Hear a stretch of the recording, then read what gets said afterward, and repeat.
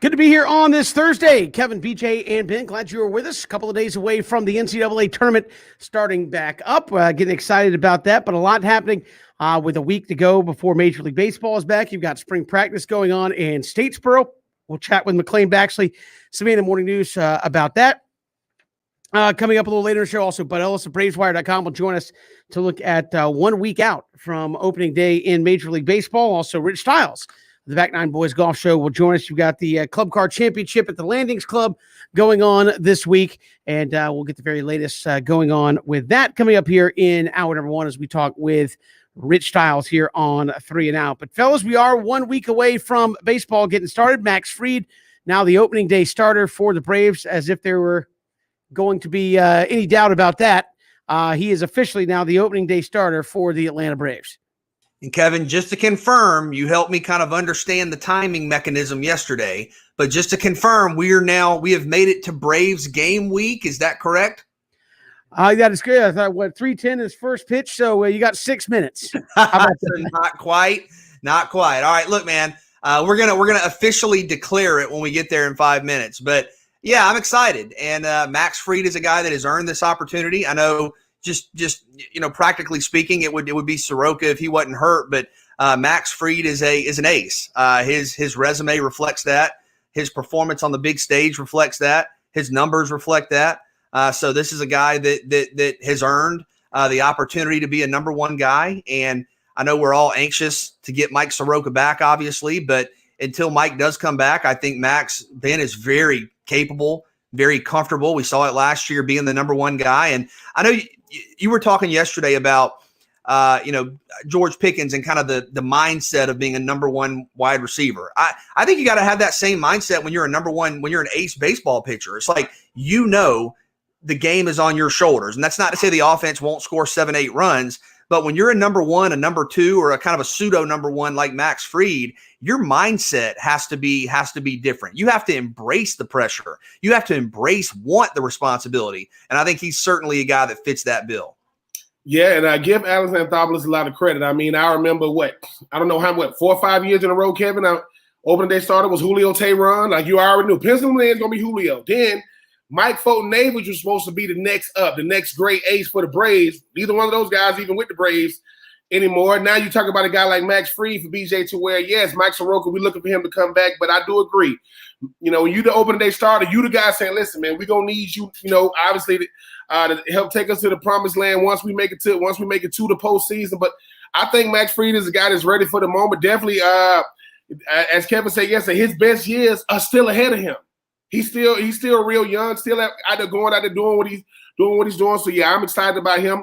I'm counting out. I think we're 3 minutes away from saying it's officially. In football, we call it game week. So in baseball, we're gonna call it game week 2. These Braves, they get to go for the 3-peat starts in like 2 minutes. Looking forward to it. And again, we've got Braves baseball for you here, and looking forward to that. A week from today, we'll have Braves coverage on right now. It'll be a week from today. We will be ready, counting down minutes away from first pitch of the season. A lot of day games early on, so I know a lot of folks like to slide in the old cubicle or go sit out in the parking lot, make your boss think you're doing some work. Just throw us on. We'll have the Braves playing in the background. You got day game on Thursday next week, Saturday, Sunday, Monday, Tuesday, Wednesday, all to get it started. And again, what a way to start with the schedule. You've got the Phillies for 3, Washington Nationals for 3, Phillies for 3 more, and then the Miami Marlins for 4. So the first 15 days of the season, nothing but National League East games. BJ, you're going to find out a lot about this team pretty quickly if they can come out and play 8-6 ball, maybe 9-5 there right out the gate. Be a really good start considering you've knocked off a bunch of head-to-head, and especially the Phillies. You play teams 18 times, and you'll knock 6 of them off basically in the first week and a half of the season. Yeah, and even before getting to the wins and losses, and you guys already know if they start out 2-3, I'm going to be emotionally melting down. But I'm just really excited to hear the Braves radio network guys, more consistently. I know we've had them, but just to have it, be back as the kind of the regular part of your afternoon, evening schedule. The weather's great right now, and there's nothing better than sitting out in the backyard or sitting out on the pond or at the beach or whatever, and just listening to a Braves game. Hopefully, listening to a Braves win. I mean, those guys are great, And when the Braves are winning, when the Braves have incredibly exciting players like Freddie Freeman and Ronald Acuna and Marcelo, just name them. This is a fun time to be a Braves fan. I think we're clearly into a new golden era. And I'm not talking about winning, 10 straight division title. I'm not talking about that. But the Braves are the kings in the division. They're not going anywhere. They have a great roster. They have young talent. You were just knocking on the door of the World Series. And Ben, I think it's very fair to embrace those expectations fully. Yeah, but make no mistake about it. That National League East is going to be rough. I know the Braves are the team to beat right now when you talk about what they bring back, BJ and Kevin, but we was talking about it yesterday. What 5 out of the top 10 players top 100 players are in the National League East. So jumping out, what I've learned about baseball is let's get as many conference wins as you can. I know every win, BJ, or loss counts the same, but you are still trying to put some distance between you because that National League East is going to come down to, I don't know how baseball does this. It'll come down to the last month of the season. The Braves got to win, 6 out of the next 12, man. They got it. But they already started off early. Let's go ahead and jump into the schedule early. Let's go ahead and get some of these games out the way because that out of conference is going to definitely have to, they're going to definitely have to stack some wins that way as well. But I'm looking forward to it. I just pointed to the fake watch. It's game week. Okay, there you go. BJ, I will say this because Kevin is always even keel because Kevin goes, I want to be going crazy, but BJ's already. You saw what happened. Last opening day where they lost. It's like I want you, BJ, to be your regular.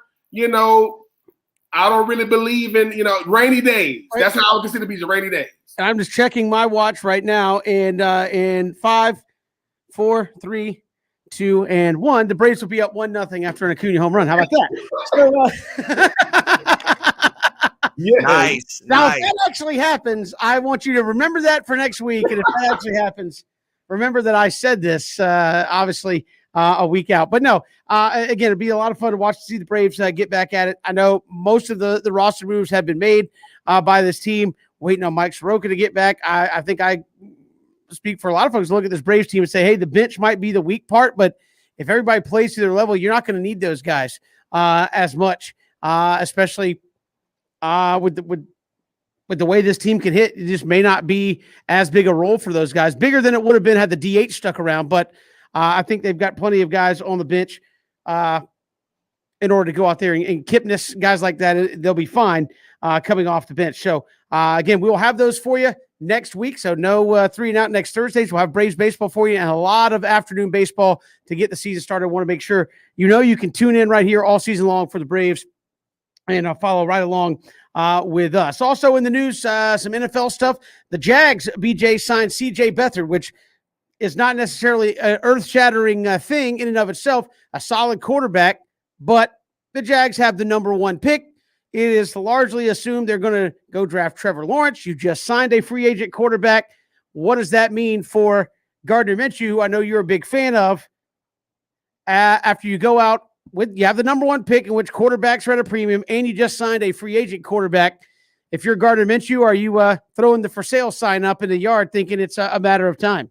Well, and as Ben has said before, I mean, who knows where he is across the country right now anyway. But just speculating here, I would guess this means Gardner Minshew is getting traded because NFL teams, correct me if I'm wrong, Ben, normally don't keep 3 active quarterbacks. And even if they do, the third quarterback is normally not a, high-profile pseudo-starter type guy. Minshew's had a very impressive career statistically, especially given that, he's been on a team that has clearly been rebuilding.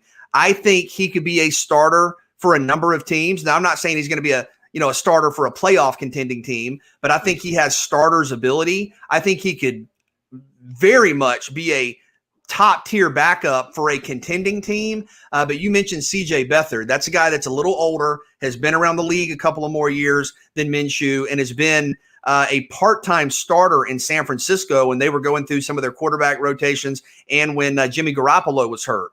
So I just can't, unless there's something I'm not understanding or seeing, envision a scenario, Ben, where you have Trevor Lawrence, a pretty high-profile backup quarterback in CJ Beathard, and then another high-profile backup quarterback in Gardner Minshew. Gardner's been a good player for Jacksonville. He's obviously been, a big story off the field. But I think that this probably means you're trading Gardner before the draft, I guess, to try to either move up or get extra picks in the draft. Beathard, Ben, I would guess, is going to be kind of the mentor for Trevor Lawrence, a guy that's been around the league but probably knows that barring injury, he's a backup, but has been effective in that role. So that's how I would read this. Beathard going to be the backup, can mentor Trevor Lawrence, and Minshew's probably getting traded.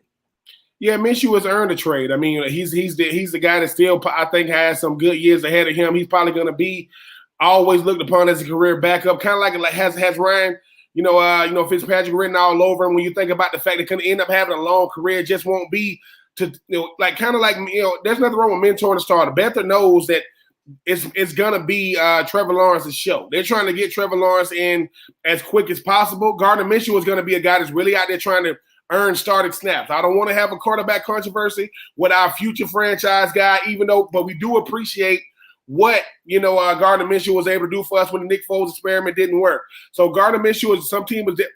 As I always talk about, BJ and Kevin, when you talk about quarterback play in the NFL, it is great quarterback play and a cliff as far as the drop off. So yeah, there would definitely be a nice market for a guy like Gardner Minshew. He's earned that. But yeah, once Beathard got signed, $5 million backup. Yeah, Gardner Minshew's only been in the league 3 years, but he already knows the writing's on the wall. Yeah, and again, I think that we'll see what the Jags are able to turn around and get for him. BJ, again, nice stats for Gardner Minshew. I don't know if the team's looking at him to be a starter elsewhere, but what could you get for Gardner Minshew in return if you're trying to work a trade here for Jacksonville? Well, my first thought isn't necessarily kind of a straight up trade with Minshew for like a fourth or a fifth. I don't know that you necessarily need that because Jacksonville already has a dozen draft picks. I don't know that Jacksonville is necessarily looking for another mid-round or late-round pick. And I may be totally off base here. This is just speculating. Kind of the scenario I'm looking at is maybe Jacksonville is 10 or 15 picks away from their next selection. They see a guy they want, and they call a team and say, hey, we'll give you a pick plus Gardner Minshew, or we'll give you Gardner Minshew to move up 10 or 12 slots. I think that may be the situation we're looking at. He's definitely a guy that can definitely help you add depth. I think they could get somebody straight up, BJ. When you look at the young Jags team, the one thing that's going to hurt them is injuries. You want to be able to have guys backing up guys that you're going to draft is going to be starters. Gardner Minshew is worth a draft pick, but I think getting him for another player that's add some depth to, maybe the offensive line or maybe that defensive secondary, I definitely think he warrants that. We've got a lot to get to here on the program. Rich Stiles is going to join us in about 20 minutes from the Back Nine Boys Golf Show. We'll talk about the Club Car Championship at the Landings Club going on right now and more with Rich. But when we come back, did we find the anti-bin? We'll discuss that next. It's 3 and Out all across the Southern Pigskin Radio Network.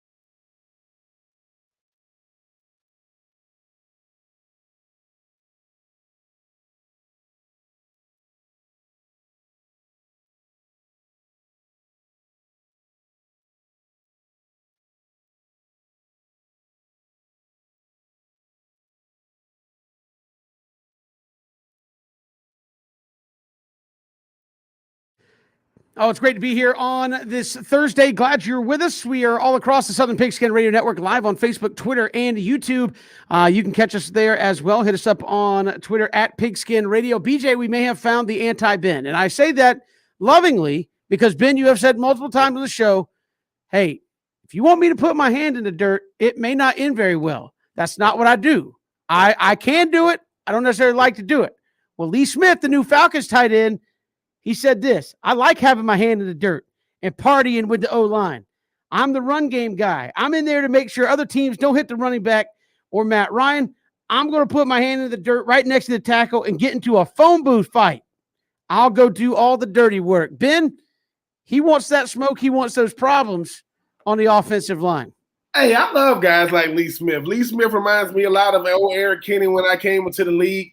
He's letting you know from the jump what this is. Like, don't get it twisted. This reminds me of a guy, one of my best friends in the world, Ben Hall. Ben Hall, when he got to the Titans, he says, hey, True, listen, I don't do all that getting out in the pass game stuff. But when it came to that run game stuff, he'll go, it'd be tight ends versus defensive ends. He'll go, excuse me, fellas, excuse me. What? Excuse me. Y'all, give me some room. He stick his hand in the dirt, and it gets ugly. I don't care if it was Kyle Vanderbosch. I don't care if it would have been Javon Curse. He'll tell you, he'll say, listen, you have reservation. You have the reservation from here to go there. You're going there whether you go or not. So Lee Smith, shout out to him. Plus, that's a disclaimer. Hey, man, Lee Smith dropped another one. Well, did you hear his introductory press conference? I am going to party with the O-line. You know how many parties I've been to with the O-line? In my life, 0. Never been invited to one. Never knew where they partied at. Never knew what they did. Now, have I been to an offensive line meeting room? Yes. And they was like, and my coach said, and the O-line coach said, Ben, I know this is going to be crazy. You're going to have to block somebody this weekend. I'm like, what? Have you seen my tape?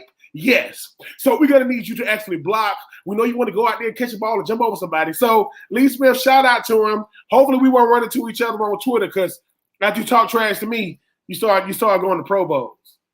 Okay. Yeah. You and Austin Hooper. No, first off, I love guys who block. You guys know my favorite position on the football, fullback. Fullbacks are awesome. And a blocking tight end is basically a fullback, right? That's what you do. Ben, I'm looking at Lee Smith because you've told me before, dudes who can block can stay in the league forever. Yeah. Lee Smith's 33 years old, man. He's going to be 34 years old this season. And he's a guy, I'm looking at his pre-draft measurables, ran a 4.94 40. Blazing. Yes, sir. So look, everybody's saying you got to run a 4.6 to play tight end in the NFL. This dude's been in the league 10 plus years running a 5-second 40. Why? Because he messes people up at the line of scrimmage. No, all I'm saying is Lee for this. Okay, Lee gets signed. They go, hey, Lee, you got to do a press conference. What? Me? All right. So I'm going to tell him what it is. And his job description, I'm already putting it out because we see the word title. They see Hayden Hurst. They seeing Travis Kelce. They seeing, George Kittle. Hey, Lee Smith like this. Ain't none of that. Ain't going to be none of that. Now, 31, hey, Hayden, just take a play off. Because the thing is, BJ, it's a skill. To be able to block and tight end is a skill set. That wasn't a skill that I particularly had the best of. Now, I can get in somebody's way. I had to hurry up block. You better hurry the hell up and get through this hole if you want to get some yards. But I appreciate Kevin that he's letting you know this is what I am here for.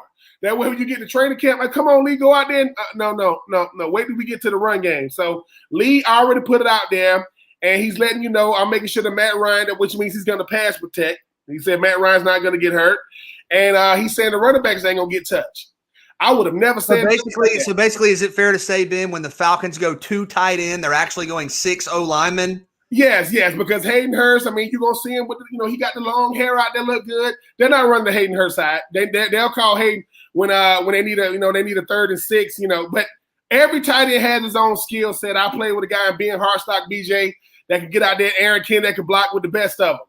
And as Kevin said, you wanted problems. I didn't want those problems. I want to get out of the way of those problems. Every team I've been on had 1,000-yard rushes. I had just a small inkling of something to do with that, but not a lot to do with it. So Falcons with their new tight end who wants to just get after that and get in somebody's way. Speaking of other things, getting in the way, we had interview. You've done this long enough. Things happen. Anthony Edwards had a great game, and reporter Marnie Gelner was having, having some technical difficulties, but you have a great game, and he goes into a just beautiful answer talking about it, and she's like, "All right, cool, thanks." Here it is. We got the audio for you. Listen to this. This is great. We are, loving our role, and we're embracing each other, and that's what comes with winning. And like I said, when we played the Lakers, I seen how LeBron was carrying himself, coaching his teammates, and everybody was playing their role. So I told Kat about it. Me and Kat had a conversation. Great game tonight. Thanks, Ant. All right.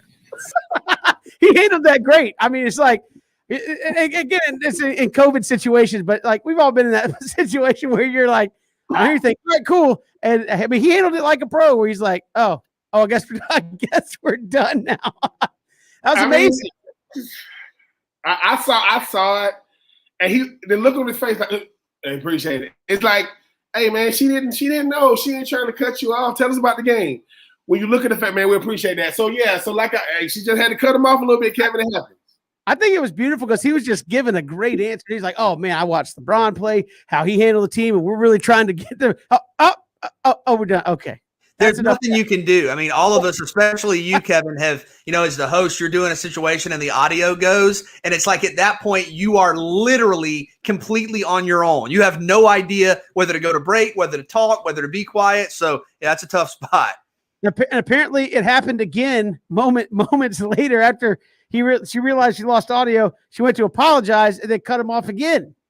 And in our post-game interview just now, you and I were talking and we lost our audio and our video. So I did not know you were talking, and I realized people are telling me I cut you off, and I apologize. I had no idea. I couldn't hear you and I couldn't see you.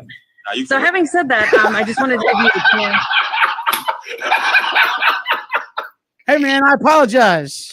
Cut you off, but don't talk yet. Hold on. So whoever that sound guy is, he's like, he calling his wife saying, baby, yeah, it don't look good. You're going to hear some stuff tonight.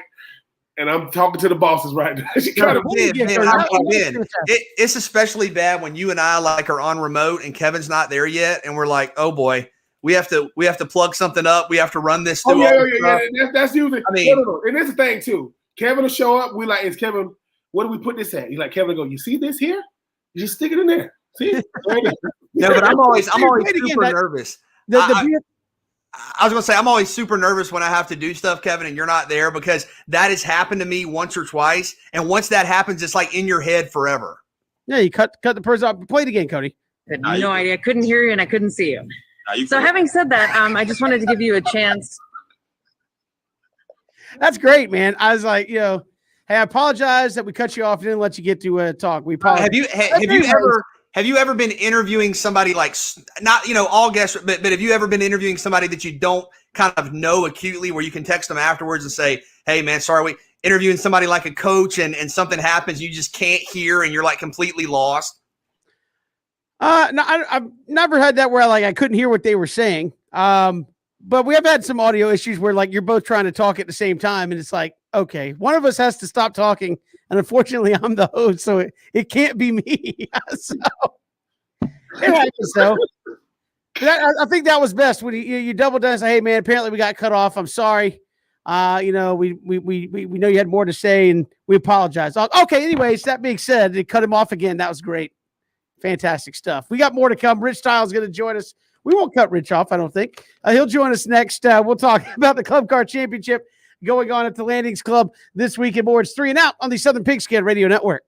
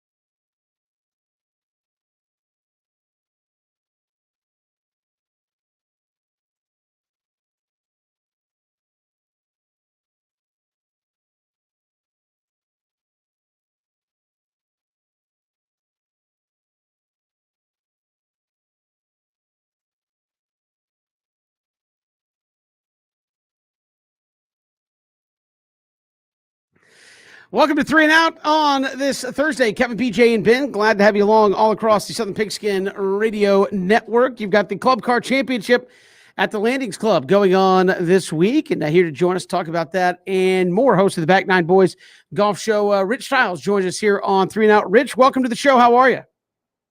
Doing wonderful, guys, on this beautiful 70-some-odd degree day. Oh, certainly. It's a tremendous week for golf in the Club Car Championship there at the Landings Club. What can you tell us about that day one, and certainly a fantastic course there?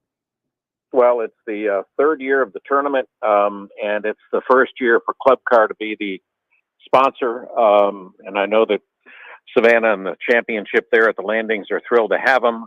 We'll be live out there Saturday morning from 8 to 9 with the representative from Club Car, the tournament director, Cheyenne Overby, and one of the head pros to tell us how the pros should be playing course at Deer Creek at Tom Fazio Design. So it's a great week for up in Savannah. They're going to be able to have fans, which I think is probably the biggest deal of all for that tournament this week. Rich, tell us a bit about the Corn Ferry Tour. Well, Corn Ferry is a consulting firm, and they bought out after Web.com got sold.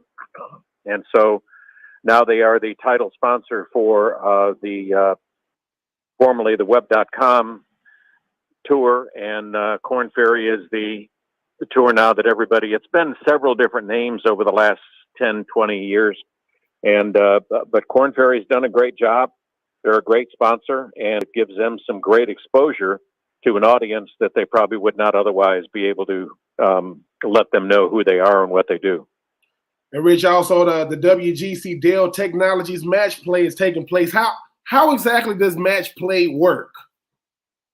Well, match play is probably a format that a lot of the pros love because it's not by score, it's by each hole. So, you could get an 8 on a par 3 and lose the hole, and you could par the next hole and you'd be even with them. So, that's why you have a guy, Matt Kuchar, that's ranked 52nd in this tournament, which is odd for him, I'm sure, who goes up against a top 10 player and beats him in the first round.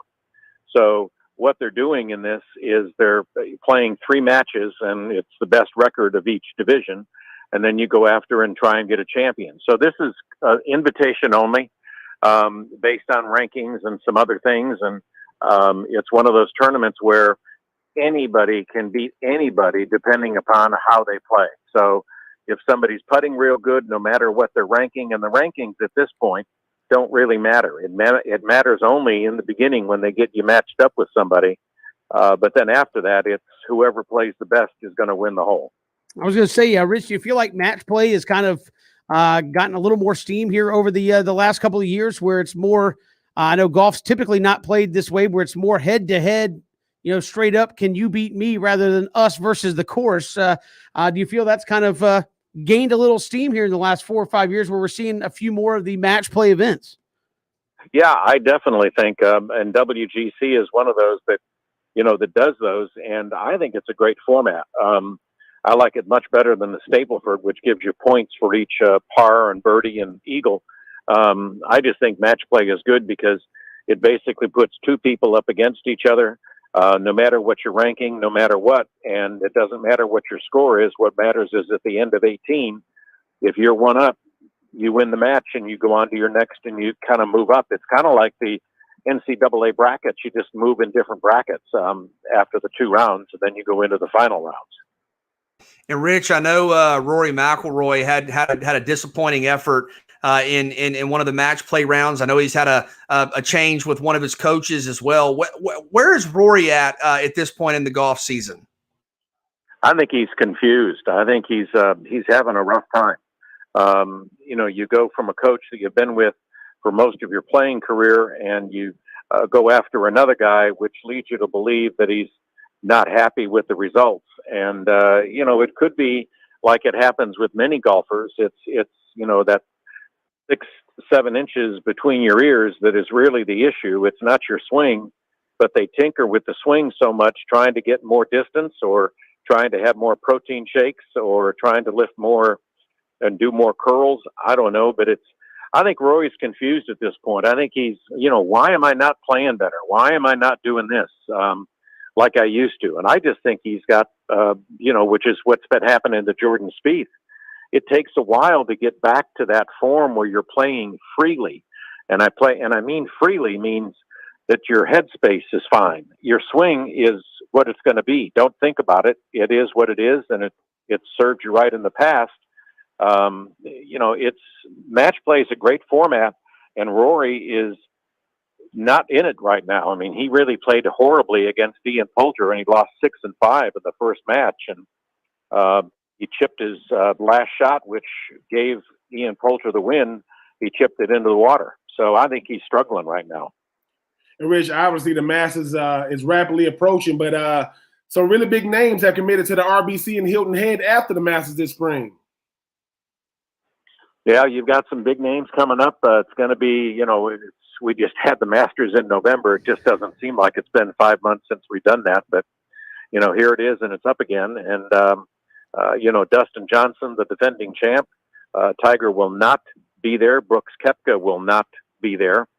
I think you're probably looking at some favorites out there. I think Dustin Johnson still is going to be a favorite. Everybody's going to want to pick Bryson. I'm just not sure that he has the full game that you need for Augusta National.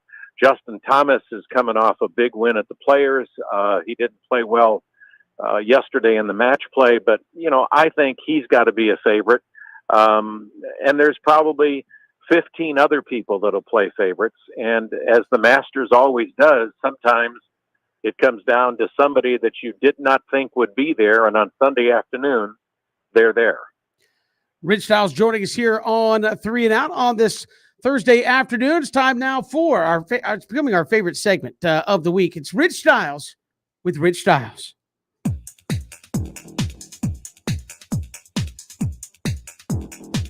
And now, Rich Stiles with Rich Stiles. Yeah, it's a wonderful 70s type day out here. You got the Club Card Championship. What are we rocking to soak up the Club Card Championship to really be as stylish as possible? Well, I think, the big point is you've got to, walk the talk and just be able to be in the spring colors, which would be good, yellows and teals. I know that BJ knows all about the fashionable colors for spring. And, you got to look at those, the fuchsias, the pinks. I mean, Ben's favorite color you think is blue and orange, and it's really not. It's kind of a light pink or a very light violet. And it's just coordination from your toes, your socks, your shoes, and just kind of match everything up and get those spring colors going, because we've had a very rough winter so far. Got to brighten the mood, brighten your day with some pastels and more. Rich, we always appreciate it, man. We'll talk to you soon. Just remember, turquoise. It makes everybody's eyes sparkle. There. Good talk with Rich Stiles, host of the Back Nine Boys Golf Show. You got the Club Card Championship going on there at the Landings Club. Max McGreevy, your leader in the clubhouse right now at 7 under. Curtis Thompson, Stuart McDonald -6. And Shad Tootin, former Armstrong Atlantic golfer, he is sitting there at -5, a couple of shots off the pace. So all that going on there at the Landings Club this week, and they do have fans there. So a chance to go out and check out some great golf coming up this weekend. But pastels, turquoise, the way to go. I was going to say, I mean, Ben, I trust your fashion judgment. Kevin, you've been known to break out, the bright colors. But yeah, I mean, he's got on the, the bright blue, if that's what that is. But what I have at my house, here's how it is. Well, I mean, I don't know. What do you think this is? Well, sometimes I say colors, and Christian will say, no, that's periwinkle, or no, that's like midnight train, or whatever. Whatever it is. It's what was the one you had? Not periwinkle. It was like some sort of flower color or whatever. It'll be like Ooh. daisy. Yeah. So okay, blue. But what I'm saying is, at my house, here's the fashion. The clean clothes and the dirty clothes. Those are the two sections. That's all. And I normally try to go from the clean clothes. So I guess the Jaguar shirts must have been in the dirty section last year, because we saw none of it. But all of a sudden, they're gonna get clean in 2021 because they about to clean house. Yeah, you're right. The Jaguars shirt was in the dirty section right next to my Georgia Southern over Florida football score shirt. Listen. Until your defense can learn how to tackle that beast up there, Jackson. Up there, you know what I'm saying? Tennessee. Yeah, keep talking because he's gonna go for 500 against one team this year. But no, that's all good. BJ, you got a little style to you if you want to. Because if we got to dress up, we already know. Kevin. I got the color match on my shirt. Apparently, it's Tibetan turquoise. So turquoise is the color of the day. That's what I'm saying. No, can't make this up. Rich said that he couldn't see me. He didn't know what I was wearing. He says turquoise. Apparently, that's the color shirt. Rich is a fashionista, man. He's a Karnak the Magnificent for fashion. Can't see me. Pick the color of my shirt. That's amazing. Ben gets mad because anytime he and I have to go, okay, we're going to revisit this because we're talking fashion.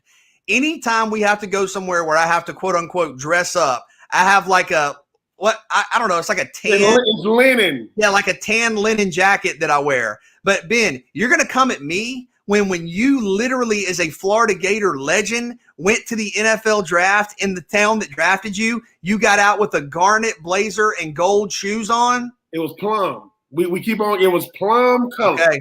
All right. All I'm saying is, I wanted to see you in a real suit one time. Just this top to bottom, blue, all blue suit, blue shirt with an orange tie. Clean as a board of hell.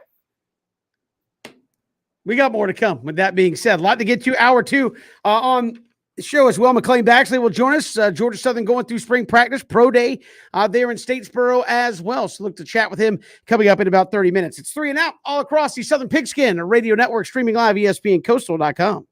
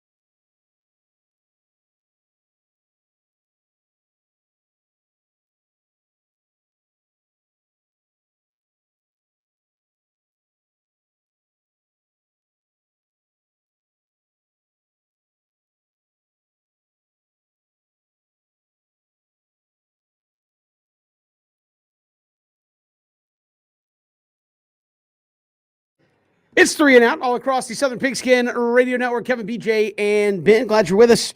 McLean Baxley's Vin Morning News will join us coming up in hour number 2. Look at Georgia Southern spring practice. Also, Pro Day today there in Statesboro. Rashad Boyd, Raymond Johnson, Ryan Langan, among some others working out there for scouts in Statesboro. We'll get the very latest from McLean there. Also, we'll take 3 right around the corner also. So, a lot to get to still in hour number 2. We'll talk Braves baseball in the final hour with Bud Ellis of BravesWire.com as we are a week away. Should be in like the second or third inning this time a week from now against the Phillies. So we'll talk about that in the final hour with Bud coming up here on 3 and Out. You ignored my note I sent you in the chat. I said, I know you were worried about it, so I wanted to kind of confirm the good news for you. Team USA, the men's soccer team, played Jamaica in an international friendly and just won 4-1. It just wrapped up. I gave it the appropriate attention I felt it needed. Okay. What happened? What happened when Team USA had to beat Trinidad and Tobago to make it into the World Cup? Why are we bringing up old stuff? Because that's what you want to do. You always want to bring up old stuff when it comes to stuff that's near and dear to me. But I mean, Kevin said I gave it the attention it needs. I'm like, yes, Kevin. The USA men's team, they just beat Jamaica friendly. So I'll let you pontificate here for a minute. What difference does it make that they won?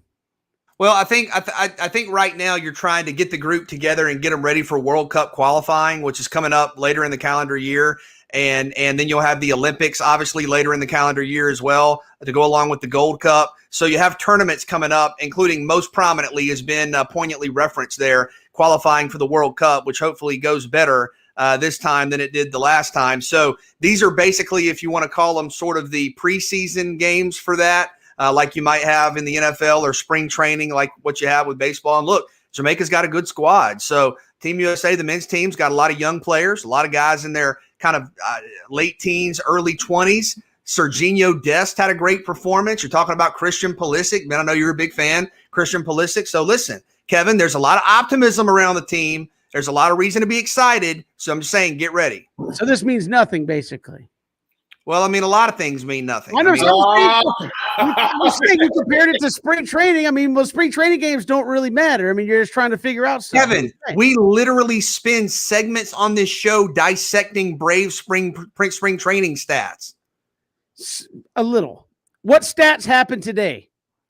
Who scored for Team USA? Serginho Dest had a great performance. He plays for Barcelona. That's the stuff we're here for. We need it. Okay, consume it. I think he's one of the best. I think he's one of the best wing defenders in the world. Young player, again, plays for Barcelona. There's reason to be excited. No argument from me on that. I mean, right. I know. I just wanted to share that with. Look, I just wanted to share that with you. They played. I think this game was played over in Austria, somewhere in Europe. So it's nighttime over there. So you had a day broadcast. So 4-1. I just wanted to confirm it for you on the show before we get to take 3. Awesome. I'm going to go have a huge steak in celebration of that victory, and I will rewatch it on tape delay. No, I won't do that. But congratulations. I mean, it's good. They won, beat Jamaica. Why'd they have to go all the way around the world to play Jamaica? I think there might be some protocols with like travel and things like that in terms of what's going on. But yeah, no, I'm just saying, I don't know. Where I'm saying that you said they played like over in Europe, right?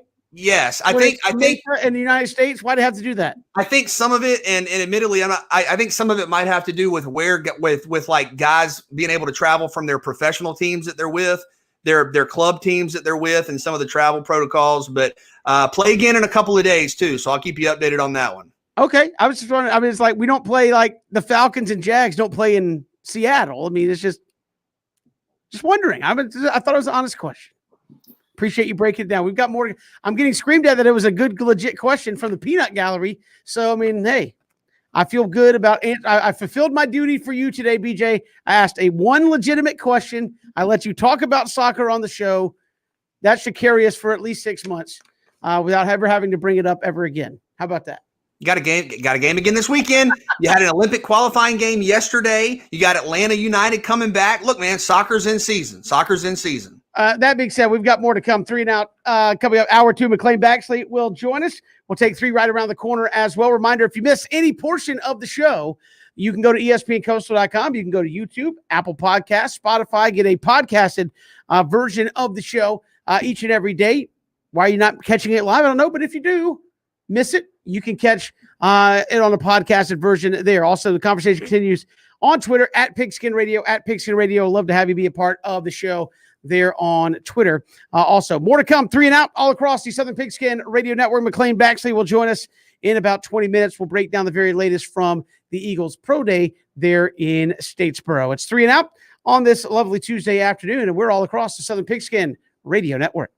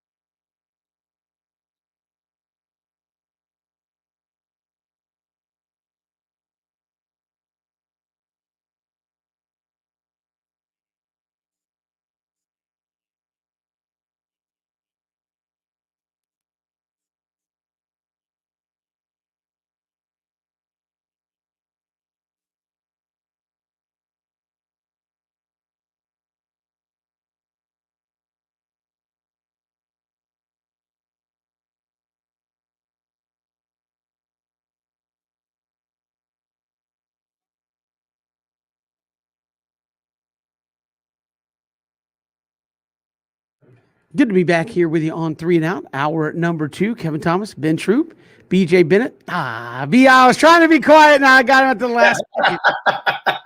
Should just go straight to him when that happens. Yeah. Yeah, Kevin. That's the day when you come back and go, welcome back to 3 and Out there. And people are like, what's going on? It's like we're in the closet right now. We can't no, I'm just saying, like, because BJ can hear it, they got to be like, welcome back to 3. Oh, what's up, BJ? You just got to go right to it. Yeah, just go right to him and get his. I'm a professional. Are you? Well, you snuck in there at like the last millisecond. I'll say that. We got McLean Baxley, Savannah Morning News, coming up in about 20 minutes. He will join us. We'll talk Georgia Southern spring practice. Also, Georgia Southern with their pro day today. Rashad Boyd, Raymond Johnson, Ryan Langan, and others that were scheduled to work out there. We'll find out how they performed at the pro day there in Statesboro coming up in just a little bit. But first, let's take 3 here on 3 and Out. All right, fellas, obviously the NBA trade deadline was going on. The Hawks made a trade. Rajon Rondo, they get Lou Williams from the Clippers in that exchange. But you get the Woj bombs. Is there anyone better or more synonymous with breaking news for their respective area than Woj? I mean, if I'm wrong on this, I will admit I'm not like a breaking news. Like I'm not on the the platforms constantly looking at who's breaking the news. But I mean, he's got to be up there as kind of one of the standards, I would think. I mean, he has his own nickname, his own phraseology for when he breaks news, a Woj bomb. And he's got the NBA trades. He's got, when teams are even thinking about making a trade, if teams are thinking about making a trade, he's got it. So I mean, yeah, I'm good to go with Woj. Of course, it's Woj. BJ Woj, I think, is the only guy breaking news, not just having his own. I think he's been suspended like a player. Listen, Woj will not be making any news right now. He's been suspended right now. And then he came back, had all the players saying, we want Woj or free Woj. Like, everybody got to free somebody T-shirt on. But, I mean, the fact that Woj says things like Kyle Lowry will not be leaving Toronto, he will remain a Raptor, or Lonzo Ball will not be being traded. Woj would respond to people. Hey man, what if you're hearing about LeBron? I just spoke with LeBron's people. They said, "quote He's straight." Coming from Woj.com. So yeah, it's. I mean, I know Adam Schefter he's up there too. But Woj, hold on now, Ben. There now. I will say this because I do see him sharing some news. Scoot B will break some news. Brandon Robinson is good too. Brandon Scoot B Robinson. He's good for people giving him love. Like they'll say he'll be the source. Like they want to say, where'd you get it from? Did you get it from Woj? No, Woj was asleep. But Brandon Scoot B Robinson said that he think that Anthony Davis is going to be a Laker. Anthony Davis will become a Laker. They said I think Scoop was the one that said, quote, Magic Johnson was not going to be able to get Anthony Davis. He's going to step down as the president, and they're going to get him after. And all that stuff happened, and people like, Scoop, I know people that know people. I mean, there go Kyrie on the line. What's up, Kai? What's up? Kyrie's going to the Nets. I mean, he just told me. So, Woj number 1, Brandon Scoop B Robinson number 2, Adam Schefter number 3. All right, moving on. Woj does a great job dropping the breaking news like no other. Every once in a while, we get a little frustrated with each other. You spend a lot of time with each other. Christian and I got a little back and forth going yesterday. What is your most memorable workplace argument? You don't have to call out the people it was with. I mean, but just what? No. Who was it? What was your most memorable argument? I mean, I'm going to keep this sports specific.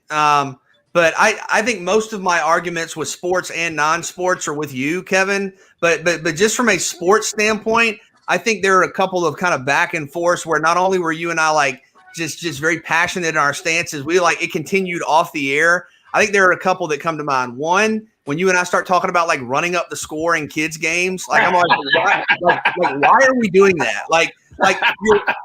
You're 10 years old, you're 11 years old, you're 9 years old, and it's 87-14 in basketball. We go back and forth over that. We go back and forth over so a guy hits a home run on you. A guy does his job. He hits a home run because he was better than you at what you do. You get mad and you're going to throw a proverbial rock at his body. I'm sorry that I'm doing to you what Anthony Edwards had done to him. But literally, Kevin and I were yelling at each other in the break yesterday. I'm not talking about us disagreeing between Adrian Peterson and Herschel Walker. I'm talking about you have broken company property before. That's what I'm talking about. Yeah, you don't have to say. You don't have to say who it was specifically, BJ. I have no comment on any of that. So give us if not that. I got it. Because y'all have been and I can use y'all too because y'all on the show. Okay. I consider BJ and Christian like the intellectuals of the group, like how their minds. Oh my! Just I'm going to start a fight right now.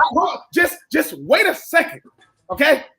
There was a time, right? I walk in. See, I used to when you walk in the office and two people already got something going on. I go, "What's up, C?" He goes, "What's up?" I go, "What's up, BJ?"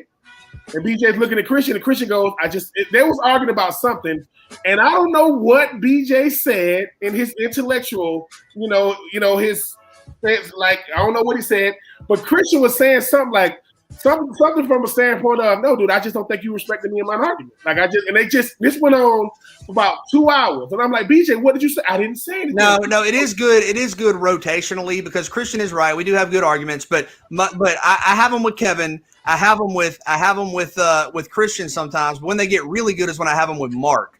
Like when Mark and I go back, like those get pretty good too. But no, hold on. I mean, stop talking on a show with you.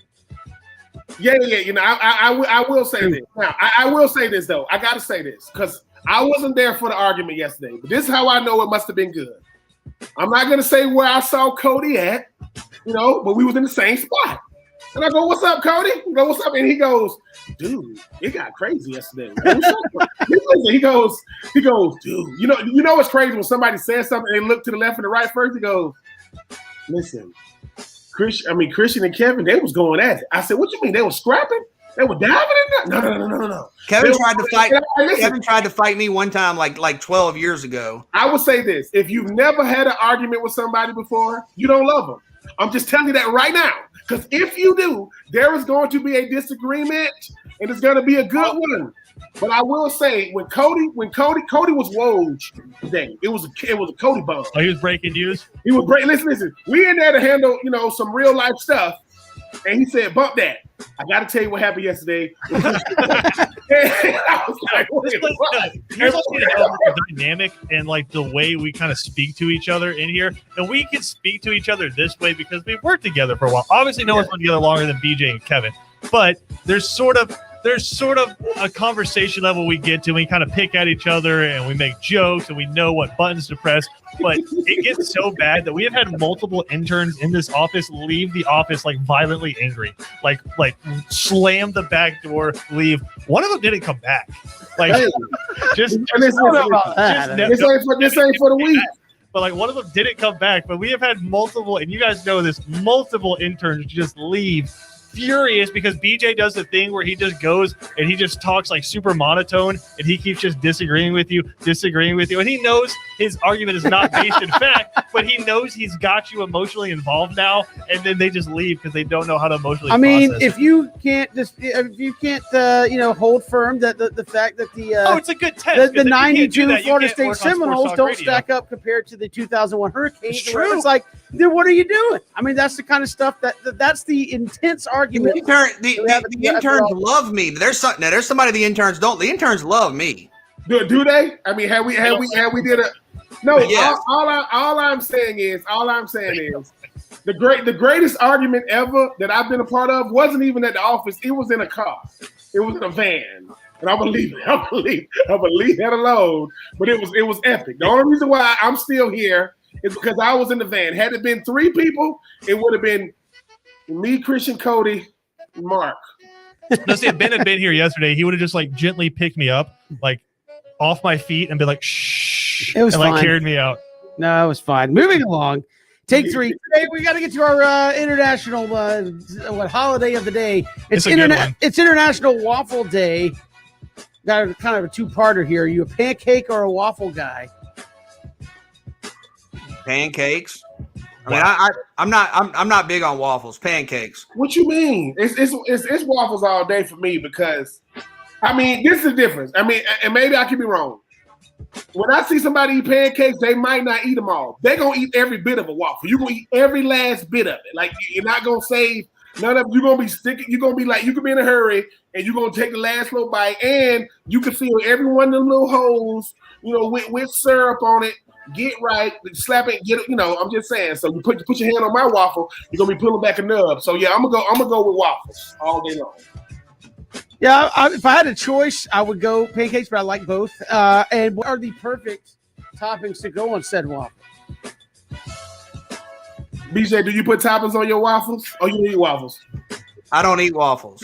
Well, the perfect topping for me is simple. I mean, listen, the perfect two toppings: butter and syrup. I mean, just get you the butter, and if you want to add some little bacon crumbles on the top, Okay. you know what I'm saying? Cause you got it like that. Let me get a little bit of that bacon.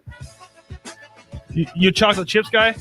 I'm not a chocolate chips guy, Christian, but I heard it's the bomb though. I ain't never really got into it too much. You are very particular about a certain topping inside your waffles. Yeah, Kevin. like fake blueberries. Yeah, the fake blueberries. Yeah. No, I went to a restaurant one time and I said, Hold on. no, seriously. I had to, because you guys know how I am. I went to the restaurant. I sat down. I said, "Hey, y'all have blueberry waffles?" And she's like, "Yeah." She goes, "I'm sorry, they're not real blueberries." I said, "No, that's fine. That's the ones I want. I want the fake blueberries." So that's why I like it. I mean, I don't want the fresh blueberries on the. I need the fake kind of. No, I just eat straight up buttered syrup, man. It's like that's the way to do it.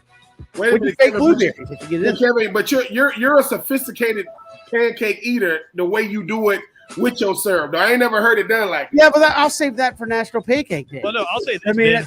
Game changer I learned at a certain waffle restaurant. You take your butter, put it in a bowl, pour the syrup over the butter, mix it up, and then pour it on your waffle. Lord have Game mercy. changer. I'll have to try that. I'll have to try that for sure. Now I'm getting hungry, so we're gonna have to take a break. That's all there is to it. So we'll come back. We'll think about waffles for the next 4 minutes, and we'll talk to McLean Baxley about all that went down at States Pro today at Georgia Southern's Pro Day and more with spring practice. McLean Baxley, Savannah Morning News will join us next here on 3 and Out, Southern Pigskin Radio Network.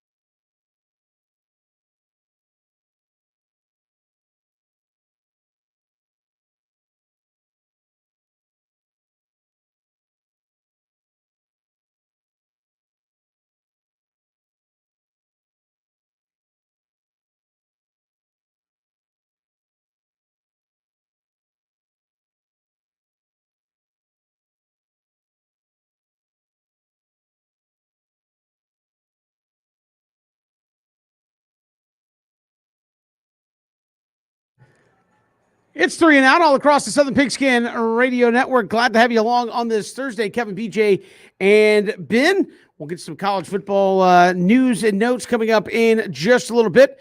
But we are set to chat with McLean Baxley, Savannah Morning News, who joins us here on 3 and Out. Georgia Southern Spring Practice underway. And McLean Pro Day today as well in Statesboro. How did that go for the Eagles who were working out in front of scouts this afternoon or this morning? I thought it looked good. I think Rashad Bird has put on some weight, some muscle. Looks really big, muscular and everything. Raymond Johnson ran a pretty good 40 time, and he had the scouts had Raymond Johnson do some specific blocking and defensive line skills and drills, and so that was exciting for him. And then Ryan Langan, of course, just swinging it back there, snapping the ball perfectly, and then also Michael Johnson, a Savannah State grad, also held his own today. So pretty good showing from all four guys. How do you McLean interpret kind of the measurable results, the combine type stuff? How do you compare and contrast those readings versus what you see on the game tape? It's interesting. I was kind of wondering that to myself when these guys were going through drills and cone stuff. Obviously, I think the 40 and the shuttle and the L, a lot of the footwork-based things shows, obviously, especially for, linebackers and defensive ends, the L drills and the cutting, the shuttle run, all those, cutting where you think on a dime. I think those carry over very well. Vertical, I don't know how that really relates to the, football game. And then, obviously bench press, I think is important to show, how strong you are, upper body, especially for, Raymond Johnson on the defensive line, being able to shuck away offensive guards, offensive linemen in the NFL. So there's some that I feel like might be just for show, but some of them I think it has a good carryover.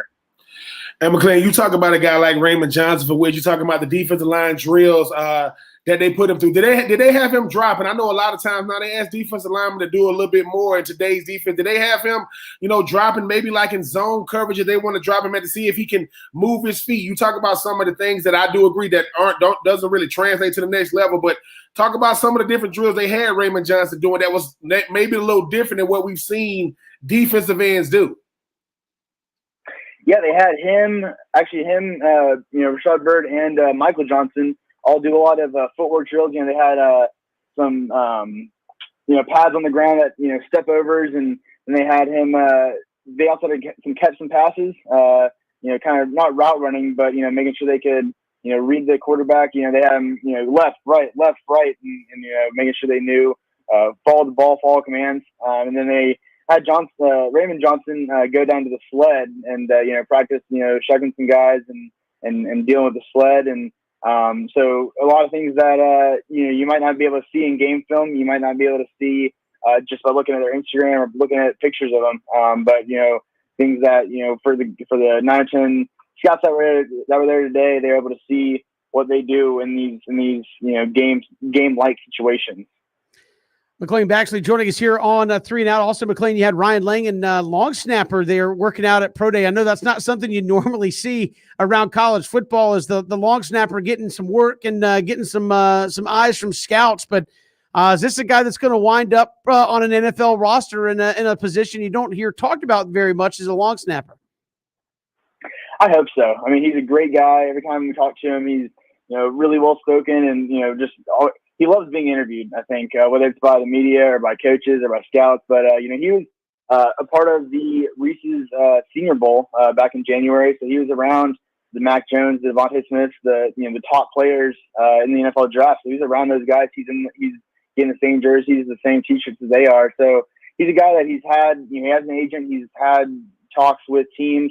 I think it's an understanding that both for Ryan Langan and just, people around him, that he's not going to be a guy that's drafted long snappers. I don't know if a long snapper's ever been drafted. Kickers are rare. Tyler Bass was drafted last year, and Rodrigo Blankenship from University of Georgia was also drafted. But, for long snappers and, those kind of specialists, punchers, they might be that same, Saturday draft, but not draft, but, getting that call to training camp.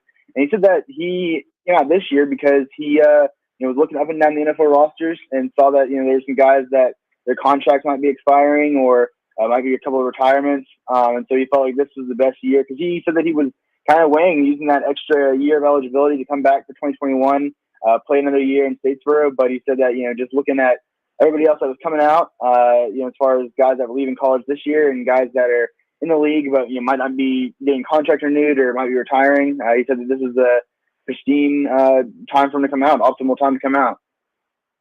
In some 7-round mock drafts, I've seen, Johnson pretty regularly listed. Do you have a sense for kind of what the draft expectations are for a guy like Raymond Johnson specifically?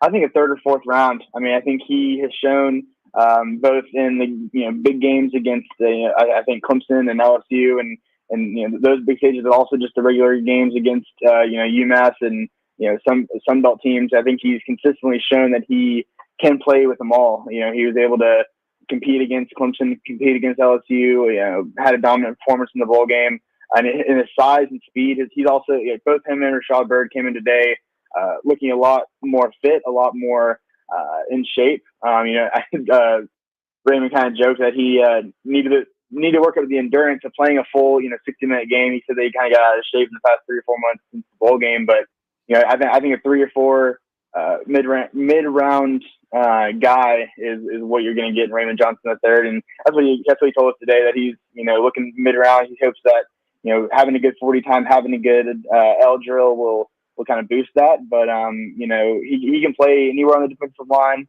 and a guy that's got speed off the edge. So I think he's a lock for getting drafted for sure. Just a matter of where. And McClain, talk about how many scouts was there. When you think about a guy like Rashad Byrd, you talk about Raymond Johnson, who's probably definitely going to be, third, fourth, fifth round pick, and just talk about like the scouts that was there and just how the reputation of Georgia Southern just continues to soar when you not just what they do on the field, but players that go to the next level and produce. Yeah, there were, I think, 9 teams represented out there today, and it's been, last year Georgia Southern had 2 guys get drafted, and they also had Don Rutledge, float around some free agency and, training camps and stuff.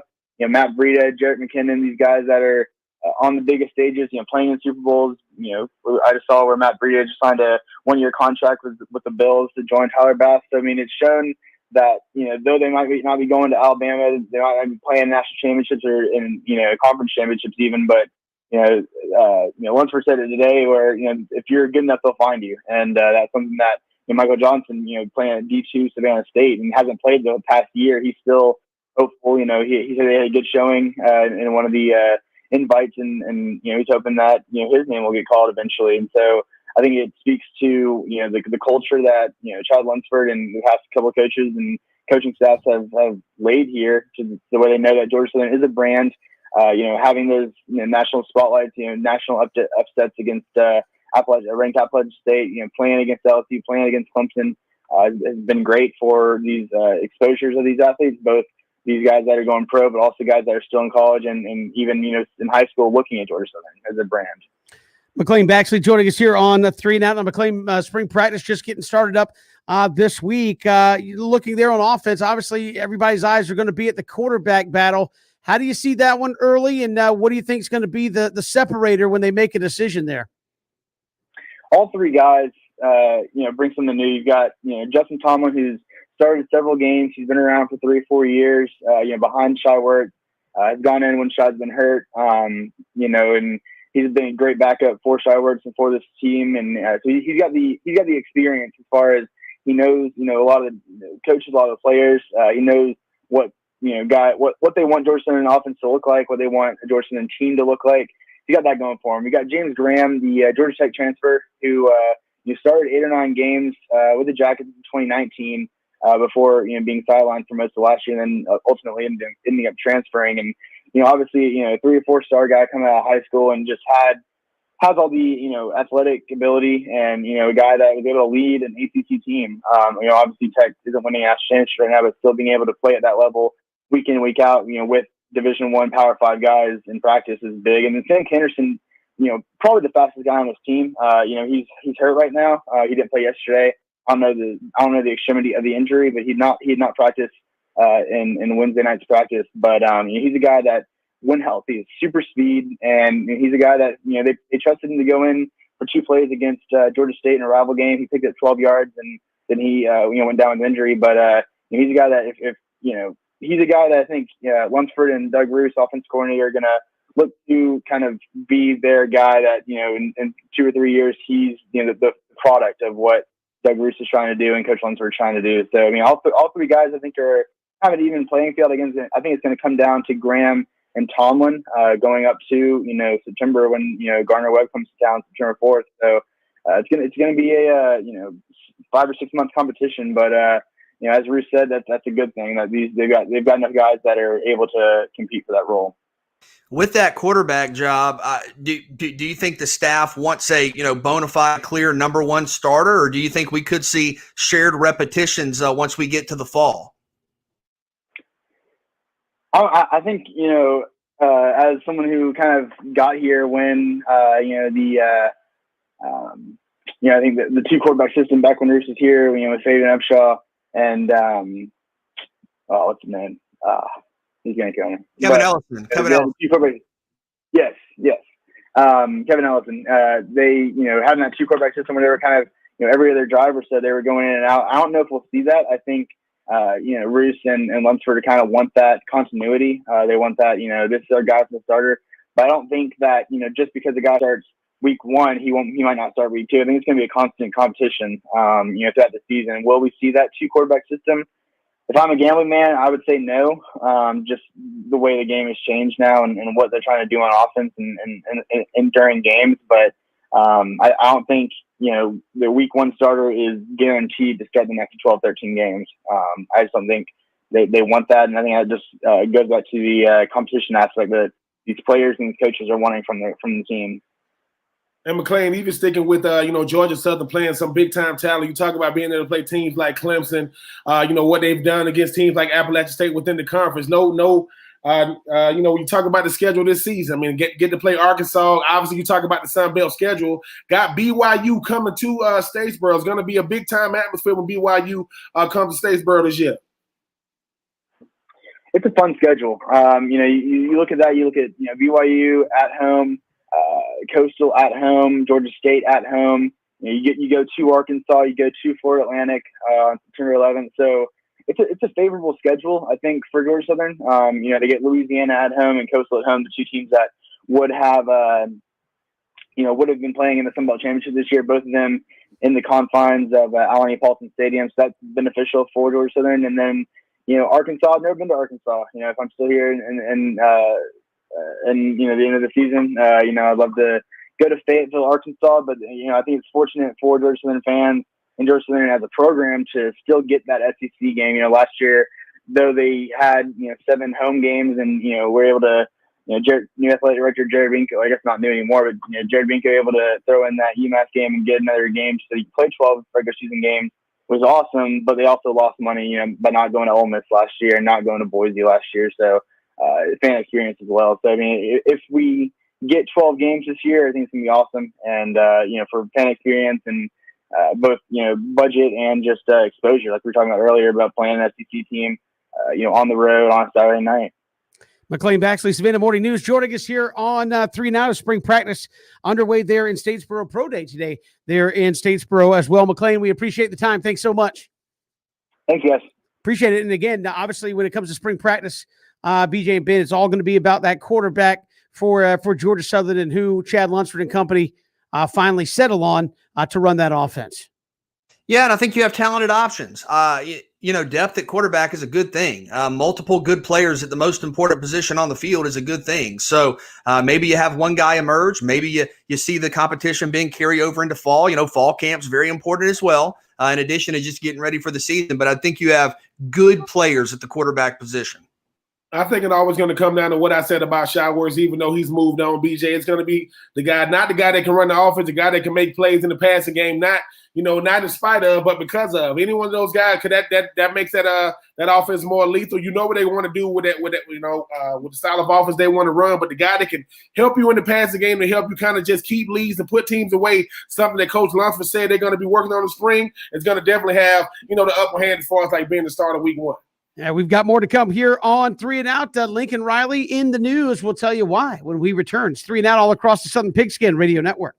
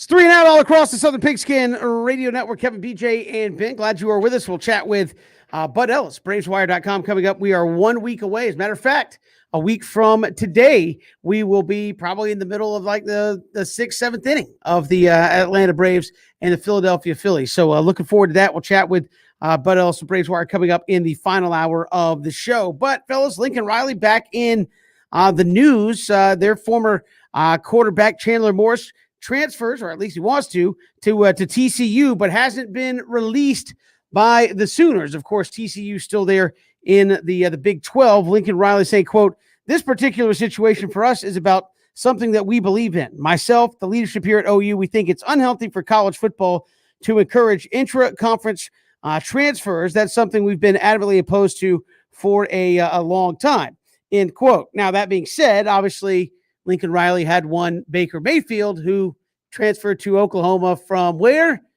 Inside the Big 12 and Texas Tech. So quite a little bit of the dichotomy there where you're accepting guys. If that's your stance, fine. I mean, I think BJ, you and Ben would agree that, hey, some players, let them go where they want. But if your stance is don't go in conference, you probably better not be taking guys from within the conference coming your way on the same token. Well, sure, but I would say I don't think it's okay to restrict a player ever from where they want to go. I don't understand where that comes from. These are amateur athletes. They are not paid professionals, and we are going to extreme lengths to make sure that they apparently remain amateur athletes, or we have for as long as possible, and to kind of limit their rights and limit their freedoms. This should be a basic kind of right that student athletes have. Hey, if you go to a school and whatever, you're not comfortable, you're not playing, you're not happy, you want to be closer to home, you want to be in a different offense, whatever, you should be able to transfer, and you should be able to transfer wherever you want and be able to play. I don't understand. And in coaching, I mean, correct me if I'm wrong, if you're a coach and you're a coach at Oklahoma, theoretically, you could be a coach at Oklahoma State next year. You could be a coach at Texas next year. You could be a coach at any one of the Big 12 teams next year. Coaches can move freely for whatever reason they want. They're unhappy at their current job. They got a pay raise. They have a better opportunity. But we won't let players transfer who are, oh, by the way, amateurs and oftentimes teenagers.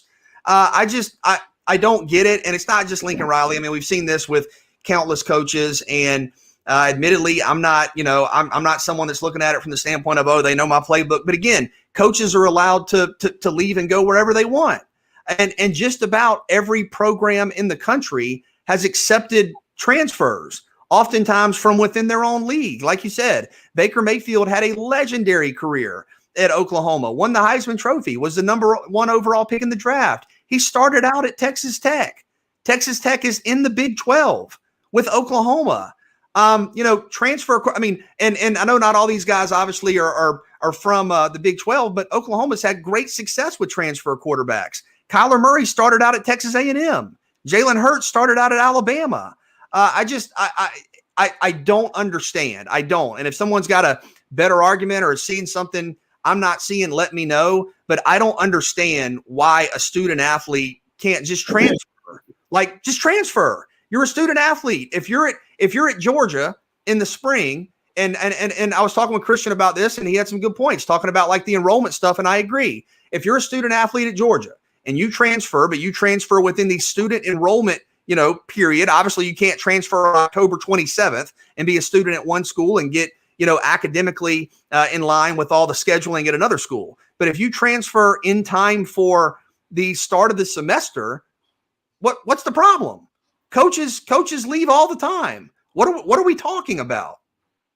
I mean, when Lincoln Riley says things like this particular situation for us is about something that we believe in, myself, the leadership here at OU, we think it's unhealthy for a college football player to encourage interconference transfers.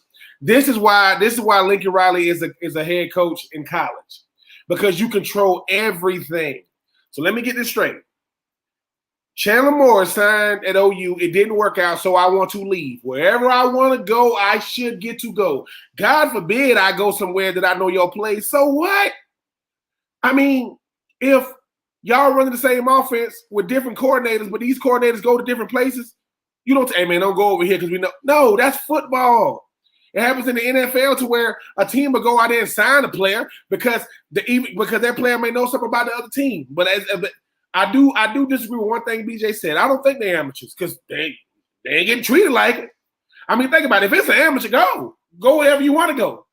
But when you're not an amateur, no, he can't go to teach. And then somebody goes, "What about Baker Mayfield?" Well, see, I'm telling you, you can't switch the rules when it's benefiting you, and then try to go back to what we believe in. I guarantee you, the only reason why the players at OU know about this now is because of what's going on with this young man. I think it's always going to be ridiculous to me because the coaches always play by a different set of rules, even when they get in trouble and all these different things. But back when I was in college, if you wanted to transfer, you had to tell the coach, your head coach, where you want to transfer. You give them the whole list, and they would decide for you. All right, you can go here and here and here. You can't go here. And I'm thinking to myself, so hold on. I was my own person when you was coming in there recruiting me. What people don't understand is when you sign that national letter of intent, you have signed over everything, including decision-making.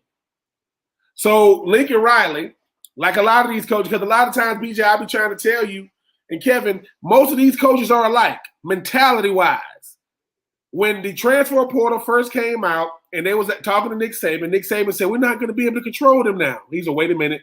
Let me say it another way." No, that's what it is. Because without the transfer portal, they get to decide who does what. But I think they should be able to go wherever they want to go without even having that restriction. I've never seen a coach leave a school after he just signed a multi-year deal and they have to wait out a year. Matter of fact, I've never seen a coach get disciplined and not be able to go straight to another school without a restriction. Let a player can't even go to another school. I mean, this player may go to another school and not even play. So I'll never be a fan of stuff like this because let me tell you something. These coaches think, "Oh, we're doing what's in the best interest of these players." Lies. You're doing what's in the best interest of your university and your reputation. And when you start doing stuff like this, it just shows that the culture of college football, especially the head coaches, that stuff needs to change because if it don't, transfer portal or not, these young men have no idea you've really signed your life over when it comes to these coaches who, quote, have your best interests in mind. Yeah, going to be, and again, we'll see how this thing continues to evolve. I think we've seen the rules somewhat relaxed on transferring. I mean, the transfer portal is out there. We've heard talk, BJ, of the one-time transfer policy without penalty, where you can say, "Hey, not me, I'm going to head another way," and not have that penalty. So I think we're seeing it moving in that direction where that's going to become at some point more of the I don't say the norm because not everybody transfers, but the norm in college football that, hey, if I want to go somewhere else, I can do so and be able to go and play right away or be eligible to play right away. Yeah, but I mean, and I mean, you're right. We have seen some much needed changes, but I mean, I guess my overarching question is, why are there transfer rules? Like that's what I don't understand. If you're a student athlete and you go to a place as an amateur athlete and you are unhappy, unsuccessful, not comfortable, not, it's not what you thought, why can't you leave? Like that's what I don't understand. Coaches leave all the time. And I'm not saying there's anything wrong with that. But you have coaches that over the span of 10 years will coach at 7 different places. So if that's the case, why? I mean, I'm asking both of y'all, why do we have transfer rules? What's the fear? Because God forbid these young men have, full ownership of their likeness of what happens to them. These coaches be thinking that it's going to be crazy if we let these young men, I don't know, decide. Have you seen some of these kids lately it used to be when you get recruited, right? You have your top 5 list. Now this is my top 15. Forget the school, all the other schools that's going to offer me a scholarship. It's my top 15. Yet I am picking you. So out of all those teams, I am picking you thinking you got my best interest in mind. But I'm going to tell you something. How they get you is how they're going to treat you after they get you. I'm not saying there's lying on the recruiting trail. I'm telling you that 100% there's lies being told on the recruiting trail because I just know that, Kevin and BJ, look, it works out for some. It's not going to work out for everybody. But you're just going to another school. This is what people don't talk about, though. I was at Florida when we got Ron Zook. Ron Zook told people, players, in front of us, you're not going to be here. You're going to have to transfer. He pointed them out. So, wait a minute. I got recruited by Spurrier to be a Florida Gator. He leaves, and now I'm not welcome anymore. I'm just saying we don't get to talk about stuff like that. I am not coming down on Lincoln Riley. Lincoln Riley know he dead wrong for this stuff, but what's going to be the consequence? Oh, because when it comes to NCAA rules and bylaws, you got a section this big for players. You got a section this big for coaches. I'm just saying that's too many rules for these amateurs if that's what you want to keep calling them. And we've got more to come here on 3 and Out. More college football talk coming up in the final hour of the program. Also, we'll talk some Braves baseball as we are a week away from opening day in Major League Baseball. Bud Ellis will join us coming up at the top of next hour. It is 3 and Out. Speaking of the Braves, we'll have our Braves giveaway drawing. We asked you to sign your business up for a chance to win a free Braves advertising package with us throughout the Braves season, and we will pick that winner coming up next. It's 3 and Out all across the Southern Pigskin Radio Network.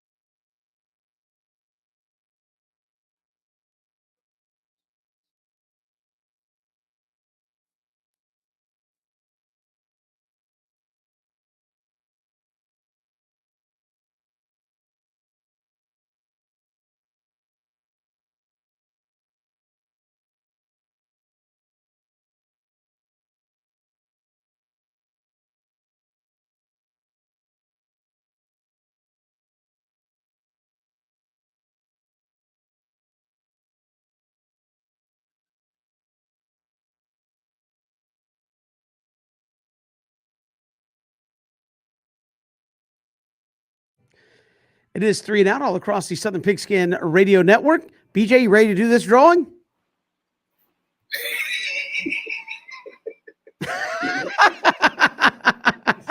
Look, man, as the co-host, this is an important thing. As the co-host, you have like a 15-second return window that the host doesn't have. So I'm here. I'm good to go. You kind of made it. Anyways, we asked you all throughout the month of March to enter your business in something we were doing. Obviously, 2020 was a rough time for a lot of folks. Asked folks to enter your business in for a chance to win a Braves advertising package with us. We'll be on with the Braves throughout the season. And today we do that drawing. Christian is behind me shaking up names. So in Ben's helmet, we stole Ben's helmet off the wall in the back and put the names in there, put the business names in there, I should say. So let me reach in and pick out a name. And the winner is not on that side. Savannah Distilling. Congratulations. So congratulations. They will be a part of us throughout our Braves baseball coverage. So we appreciate them being in the contest, and obviously congratulations on winning. We'll talk some Braves baseball. That's right. And we'll obviously get in touch with them and discuss. But no, we got a lot to come. We'll talk Braves baseball coming up when we return. Bud Ellis, BravesWire.com will join us. Braves, obviously, just a handful of games left at spring training before they pack it up and head up to Philadelphia to get the season underway. So he'll join us when we come back in the final hour of the show. This is 3 and Out all across the Southern Pigskin Radio Network. We're also streaming live, ESPNCoastal.com, live on Facebook, Twitter, and YouTube as well. And if you miss any portion of the show, YouTube, Spotify, and more, you can go catch that on any portion of the show you missed, podcasted version. Final hour of the show coming up next, 3 and Out.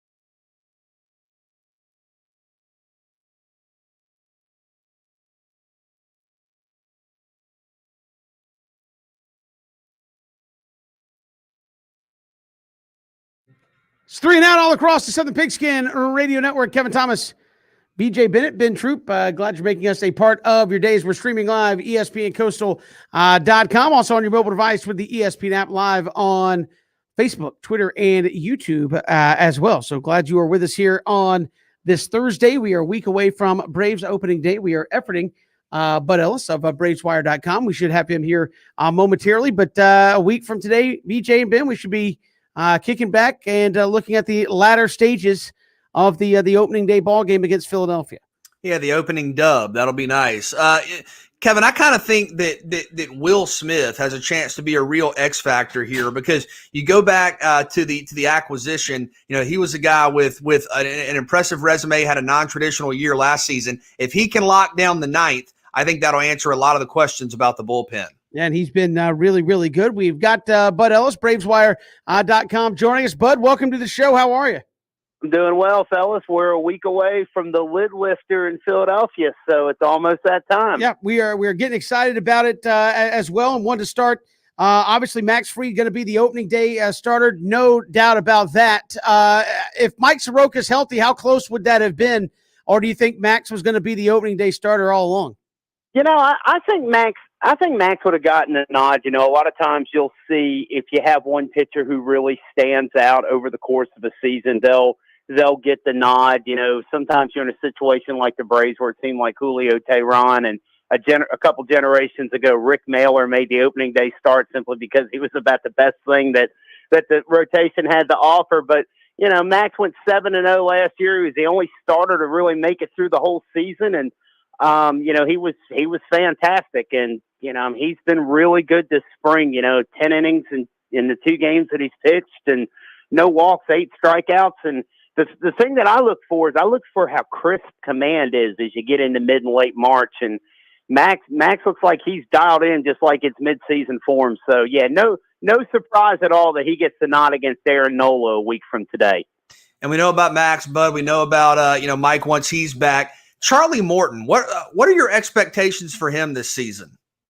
You know, it's funny because, you know, you sit back and you think, well, you know, here's a guy who's only pitched in 2 games this spring, but, you know, Morton's a veteran. He's been around for a long time. I mean, goodness. I mean, he was drafted by this organization back in 2002. I mean, he's only a couple years younger than Adam Wainwright, for crying out loud, you know, and of course, you know, you look at a guy like Charlie that's kind of reinvented himself and the success that he's had, and, you know, the fact, you know, he's gotten some work in some sim games, and his 2 games that he's pitched, you know, in the spring, he's only allowed a run.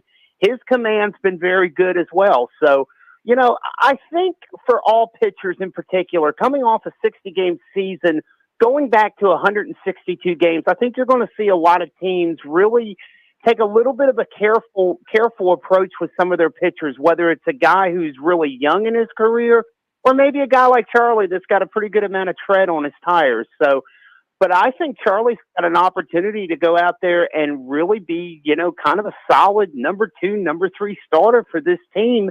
And if you're thinking about, you know, a quote unquote established guy like Max Fried, a guy Mike Soroka who missed most of last year with the Achilles, but the year before that was an all-star. That's a pretty good top 3 to think about when you consider navigating this division and the toughest division in baseball over the next 6 months. I think Charlie's got a shot to go out there, give you 25 starts, and be really, really good. But when you think about the job that Alex Anthopoulos has done, I mean, when you look at the fact that no more Julio Teheran, people don't even talk about Mike Fold-Navage anymore.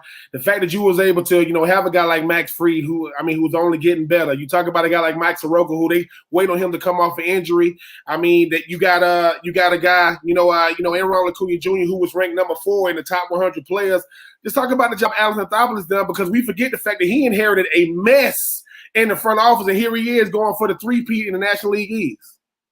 Yeah, you know, it's funny. You think about history at times, you know, especially, you know, in the kind of the dark days of winter. And I go back to being on a business trip and seeing my phone blowing up on October the 2nd, 2017. And I honestly thought that someone in my family had some sort of, you know, bad thing happen. I finally picked up my phone and looked at it, and it was everybody texting me to tell me that John Coppola had resigned. And for Alex Anthopoulos to come in, and granted, he had a really good farm system, and he had some really good pieces in place, Freddie Freeman and so forth, the aforementioned Julio Tehran there as kind of a holdover from the last Braves ilk of the first part of the last decade that was good. But the moves that Alex has made for the most part have turned out very well. Yes, I know part of the fan base wants to know why he hasn't went out and made a big trade and given up, top prospects and so forth. But when you look at his track record, and I'm not just thinking about, getting Chris Morton and Mark Melancon and Shane Green at the deadline, or signing Josh Donaldson, or signing Marcell Ozuna, but I think about, signing Anibal Sanchez in the middle of March in 2018, who became a veteran mainstay for that first division title team. I think about Matt Joyce, who was arguably the Braves' third best outfielder in 2019. They signed him the final weekend of spring training. Alex seems to have found a way to supplement what this team needs at the right time for the right price. For every move that's not worked, like Cole Hamels, for example, you could argue Kevin Gausman didn't really work out as well. There's been moves that have worked that have helped elevate this team through the rest of the rebuild, learning to win a division, then learning to win in October.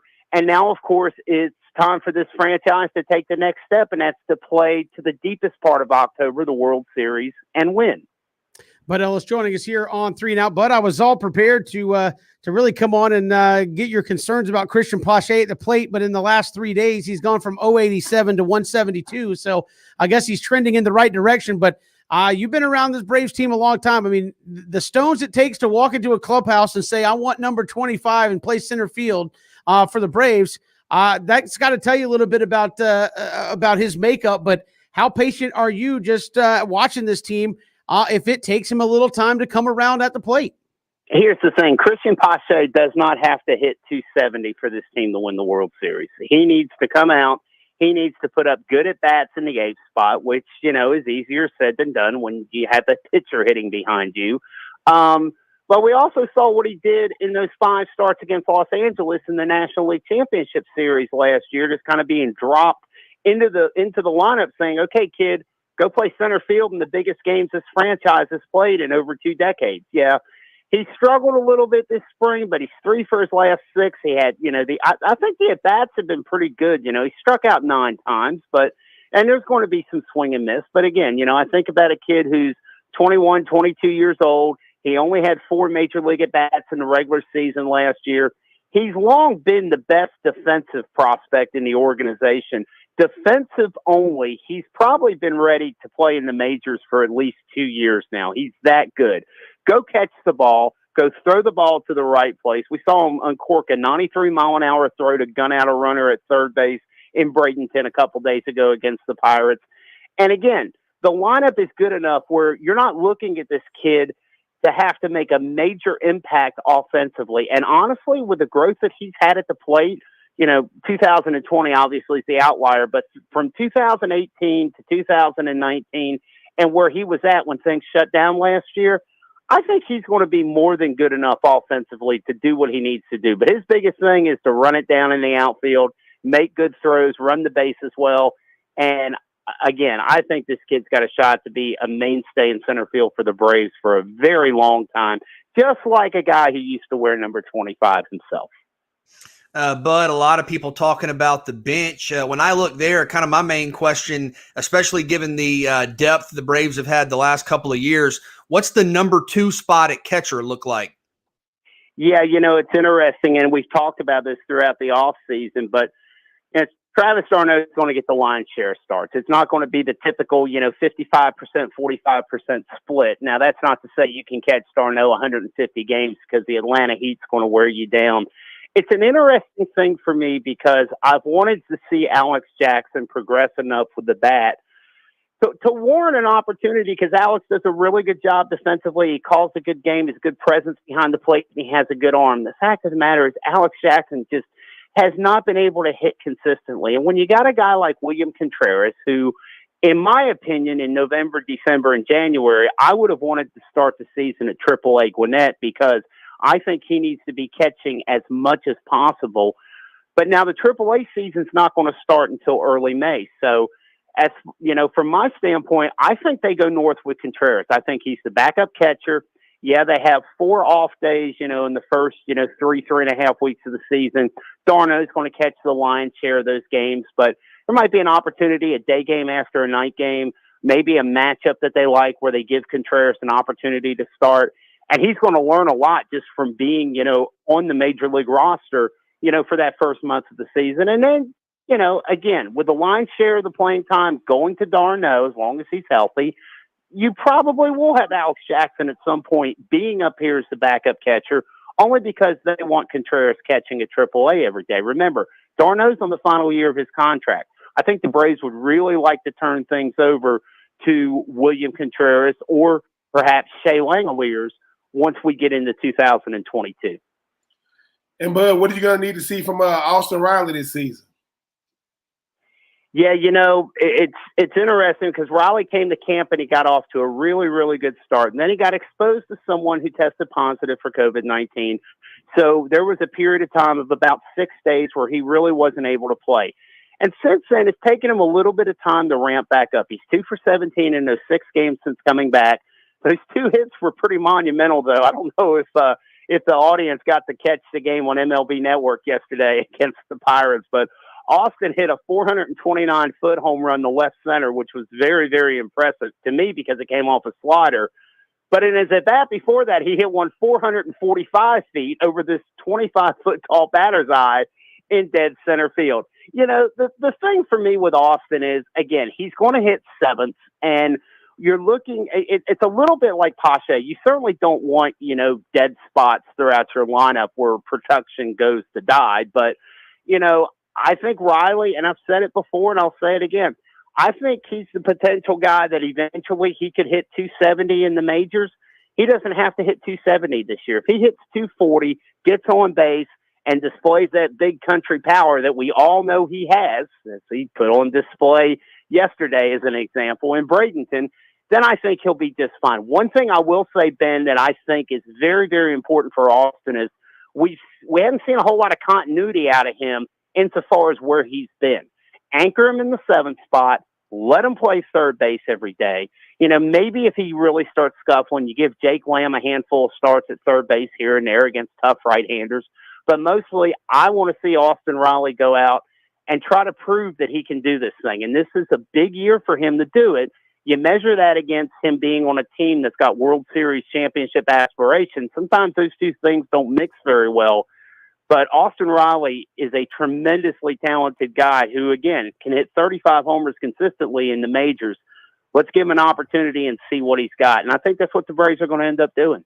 Bud, finally, as we mentioned, you've followed this team for a long time, and BJ has said this on the show. I mean, what's the ceiling for this Braves team offensively? Because you have the reigning MVP.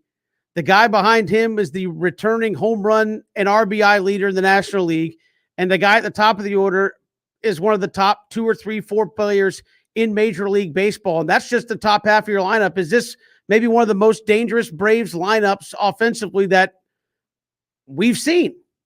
Yeah, I love to use the 2003 team as a benchmark, and I felt last year's offense was every bit as good. I think over the course of 162 games, you're probably going to see a little bit of regression. I don't think Marcell Ozuna is going to hit 338, and I'm not sure he's going to lead the league in homers. But again, he doesn't have to. It's about lineup depth for me. And if you do that 1 through 6, where you're starting with Acuna, Albies a switch hitter batting second, Freeman, Ozuna, Darno, and then Dansby Swanson 6, that is as good a 1 through 6 as you're going to find anywhere in baseball. And for me, given the upgrades in the back end of the rotation with Charlie Morton and Drew Smiley, given the fact that I do like how the bullpen has come together, especially the camp that a guy like Nate Jones has had, it looks like he's probably going to make the team. Will Smith has been outstanding. Chris Martin has been outstanding. Tyler Matzik and AJ Minter are coming off, big years as well. Again, I don't think it's going to be like last year where this team's going to have to score 6 and 7 runs a night, but this lineup is capable of scoring runs in bunches. And, again, it comes down to this, right? This is a lineup that is capable of going out and hanging a crooked number almost any inning that they need to. But can they hit in the clutch? Can they hit late? That answer is probably yes. Can they hit late in the postseason? We've seen ups and downs with that, obviously, in the 3-year return to October. But I look at this lineup, I really don't have very many worries. Again, going back to two guys we mentioned, if Riley and Pache can just kind of hold their own at the bottom of the order, this lineup's going to be really, really good. It's going to help this team win a lot of games, not just through the regular season, but once we get to October as well. Bud Ellis, BravesWire.com, our guest here on 3 and Out. Bud, always a pleasure. Stay safe there. I know you got some bad weather rolling through North Georgia today, but we appreciate the time. Thanks so much. All right, boys. Take care. Appreciate it. Bud Ellis joining us here on 3 and Out. Braves and Phillies. We'll have it for you right here, starting at 1:50 a week from today. Counting it down, getting ready to go. We'll come back. More to come here on 3 and Out, all across the Southern Pigskin Radio Network.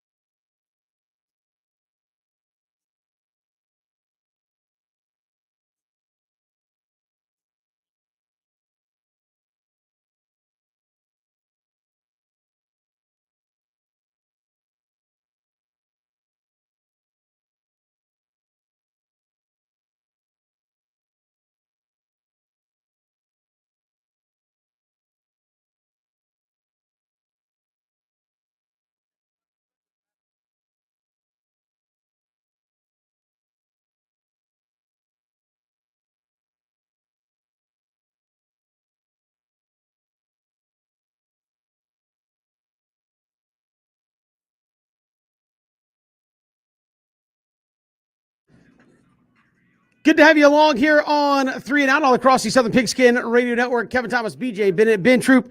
Glad you're making us a part of your day. Just a side note, I told Bud to be safe with the storms. He just tweeted at me. He said, "Hey, as soon as I said that, thunder rattled the house." I'm like, "Hey, I apparently knew what I was saying to him at that particular moment in time." But BJ, obviously, we're getting closer to draft season around the NFL, which means college football guys. We saw a pro day there in Statesboro today. You've got your draft big board for the SEC guys up on southernpigskin.com, looking at the top 25 guys coming out of the Southeastern Conference.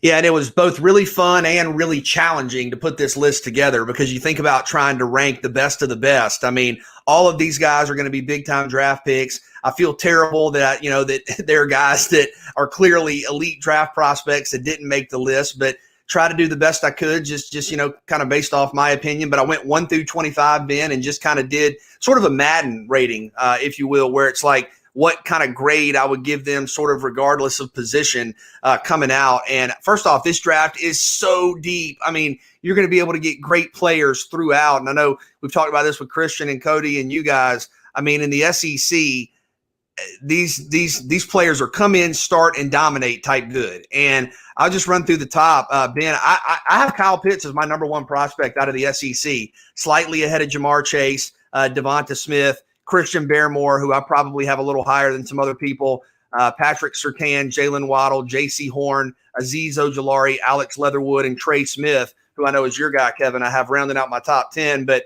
I mean, Ben, you were a pioneer for some of these guys is kind of one of the first in the SEC downfield, 14, 15, 16 yard a catch type guys. Kyle Pitts is a heck of a matchup problem, and Chase is as well. But for me, and to be clear, just because I have a guy 1 and a guy 2 and 3 doesn't mean I think that the guys 1 spot ahead is infinitely better. I mean, all this is incredibly close. But man, how do you cover Pitts, Ben, at the next level? It's going to be tough. It's going to be tough. I mean, you look at some of the guys like Levante David and Devin White, guys that's built to run, to be able to go out there and go one-on-one with these guys. But you hear the whole notion, BJ, of gaining a little bit more weight to play the tight end position. That's Kyle Pitts. I mean, Kyle Pitts, 6'6", 240 pounds. That's all muscle, has a very, very lean frame. But he's going to be a matchup nightmare because he's not getting your best anything. He's not getting your best corner. He might get the slot corner. And if he does get your best corner, that's going to make life, much better for the guys on the outside. So for Kyle Pitts, he's instant offense. He's going to be going up against safety. He's going to be going up against, linebackers. And we forget that, 240 is a good size for a tight end, but he's 6'6", so his catch radius and the fact that he's super duper athletic. So I just think that Jamar Chase to me is about as good as a wide receiver prospect I've seen in a long time, but he got to deal with Jalen Ramsey's of the world. He got to deal with, Xavier Howard's of the world, Stephon Gilmore's of the world. If you got a Kyle Pitts that's going up against what? A Jamal Adams, a Tyrann Mathieu, they're going to get, Tyrann Mathieu, I would love to see that matchup, even though I do think it still favors Kyle Pitts. The skill position guys coming out this year in the SEC are about as good as it get. I know Devonta Smith came in saying he weighed like 170 pounds. He's going to have to get bigger. When I say get bigger in the NFL, I don't mean he got to gain 30 pounds of muscle, but to deal with 16 games, getting hit, running routes, getting him off the ground, that's going to take a toll on anybody. So, but yeah, BJ, Kyle Pitts is, the guy can't flat out do it all. People going to try to start nitpicking his game about this and that. But as far as what the league is now, tight ends, really taking over the league as far as what they do in the passing game, Kyle Pitts going to fit right in.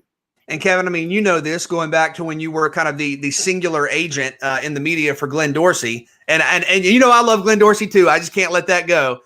Glenn Dorsey over Matt Ryan. But the SEC year in and year out has elite players at the line of scrimmage, right? You think the SEC, you think defensive linemen, you think offensive linemen. Ben, you made the point. This year may be the best collection of playmakers I can remember. Just going through it at the top. Kyle Pitts, Jamar Chase, Devonta Smith, Jalen Waddle. Kadarius Toney, once you get down the list some. Najee Harris, Terrence Marshall, Elijah Moore. These skill position playmakers. You even have guys who didn't make the list, like Kenny Yeboah, the tight end out of Ole Miss. There are great playmakers in this class out of the SEC. I mean, I know that everybody's going to talk about Patrick Surtain. I mean, 6'2", 202, that's really, really good size. J.C. Horn is an inch shorter, and he's 3 pounds more. He just ran a 4.39. I think, BJ, now, these guys, when you start looking at what these guys bring to the table, they're coming in as number one corners. Before they even get on the team they're going to, because that's what they built to do. I mean, J.C. Horn is a guy to where, I mean, obviously he ended up opting out once the season kind of got away from him. Azeez Ojulari is going to do something, really, I mean, I look at him as a 20. He's going to be outside linebacker. But when you talk about, guys, the making of a Jarvis Jones, we talk about that first step. I'm not talking about impact. He's going to go to a team that's going to utilize what he does well. I mean, Trey Smith was a guy that, because of injury, he probably wouldn't have been in college this long. Kadarius Toney made a name for himself.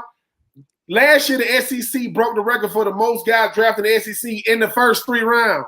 It's probably going to be broke again when you look at all the guys, because BJ, I keep on, what is it? Is it Bolton from Mizzou? Yeah, Nick Bolton, yeah. Nick Bolton, when you talk about linebacker, he might be the best of the bunch, but when you look at the caliber of player coming out with him, he's going to make some. I mean, he's a tackling machine. He hits everything that moves. So, yeah, I think the greatest thing the SEC provides is variety. Anything you want, they got it. Want a tight end, got it. Want a slot receiver, got it. Want a receiver on the outside, you want a slot corner, lockdown corner, old lineman. And we ain't even started talking about, other guys who are going to be tweeners. But, yeah, I think this year is going to be really, really good. I mean, you got the fact that the Heisman Trophy winner this year is a freaking receiver shows you the caliber of player you're going to get. So, once again, the SEC going to make a lot of O coordinators, D coordinators, the head coaches, GMs, and owners very happy. Sure. I mean, and there's a reason they keep having the most players drafted. And again, BJ, I've said this, as you look at just the mock drafts, I think if teams are getting caught up in quarterback, there's going to be some teams sitting there at 5, 6, 7, 8, 9 in the draft going, man, I'm at 9 or 10 and still potentially have a chance to get the number one guy at a particular position. That would be crazy if it happens, because, again, I think panic over quarterback comes on back and get you. But, I mean, the SEC, you're right, could be looking good, especially early in the draft. Yeah, and that's a wonderful point, too, about the quarterbacks, because for every player that's drafted high, that, of course, pushes somebody down. And I've seen mocks that have Patrick Surtain and J.C. Horn being the guys you mentioned going like in the mid-first round, late first round. These are cornerback one type prospects. Like, these are elite prospects. And, a lot of these lists, and I'm not a scout, this is just kind of my rudimentary interpretations, but a lot of these lists have similar names. I think the guy that I'm a little bit higher on than most people is Christian Barmore, the defensive tackle out of Alabama. And you see a lot of the mocks that have him kind of mid to late first round. To me, he's a top 10 pick. And I look at Barmore, and there's a couple of things. He dominated in Alabama's signature games last year. Not was good, not made some impact plays. He was an unstoppable force. He's 6'5", 310 pounds. And here's the one thing that stands out to me, and I'm not by any measure, they don't even play the same position. I'm not comparing him to Aaron Donald. But guys like Aaron Donald, guys like Geno Atkins, who have been able to be kind of disruptors, Grady Jarrett, pass rushers from the interior of the defensive line, either as 4-3 tackles or 3-4 ends. That's rare. When you have guys that aren't quote unquote edge rushers who can still get in the backfield and make plays, that is kind of the modern kind of thing that everybody's chasing in the National Football League. So I think Barmore can bring a rare ability to make plays from the interior of the defensive line or on the edge as a 3-4 end bin, as you know, and those guys normally aren't statistically, massive producers. I don't know what questions there are with Barmore. I mean, he dominates. He's got the size, the strength, the quickness, and his ability to get into the backfield is remarkable. So for me, I think he's the guy in the league that I might be a little higher on than some others. I mean, you don't got to talk of Christian Barmore. I mean, the whole thing about it is BJ, people go, hey, man, what school you went to? Alabama. We used to play D-line, period. Shut up. That's it. Don't because here's the thing. This thing about a D-lineman for Alabama, either you've seen as good as he can be or he's ascending. Either way, they worth taking, because the thing about Alabama running backs used to be what? They wear them out so much in college, they ain't got nothing left when they get in the league. Well, Now Najee Harris, he gonna be able to go dispel some of those myths. But BJ, I'm going down your list, and I mean I'm seeing we forget this. Out of all these receivers, the guy who might be the most impressive, it might be Elijah Moore. He might be impressive than anybody in here, but we forget about him because of guys. But then when you start talking about where the league is going, Jamin Davis, a linebacker that can flat out do it all. I can cover, I can run, I can hit. But the guy that we never forgot about that was supposed to be the lead the pack was Dylan Moses. This was supposed to be Dylan Moses' year, but look at all these other guys. So I think that's what I like the most about these prospects is guys are supposed to be Dylan Moses and everybody else. Nope, here come Bolton, here come Jamin Davis. So I am looking forward to the draft because it's got to be the fit. So I go, ooh, they got this guy. Oh, they got that guy because you know what they're going to do once you hear the names coming off the list. But once again, if I am a GM in the National Football League, I am going SEC. I don't care what it is because I got a better shot of looking good because if I start saying those guys are hybrid. No, a hybrid is a car. I don't want no hybrid football player. I want a guy that can flat out play. So, yeah, and BJ, you only did your top 25 or top – it's going to be so many guys coming off these lists. Yeah, I got to say this too. My apologies to the guys that were right on the outside, man. I feel terrible. I had like 5-6 guys, and Somebody's I'm like, got to make the cut, though. I got to put them in there. And I just ran out of numbers. Hey, we've got more to come here on 3 and Out. Speaking of the draft, we'll look ahead to Falcons and Jags and how quickly could their fortunes turn with that draft. It's 3 and Out all across the Southern Pigskin Radio Network.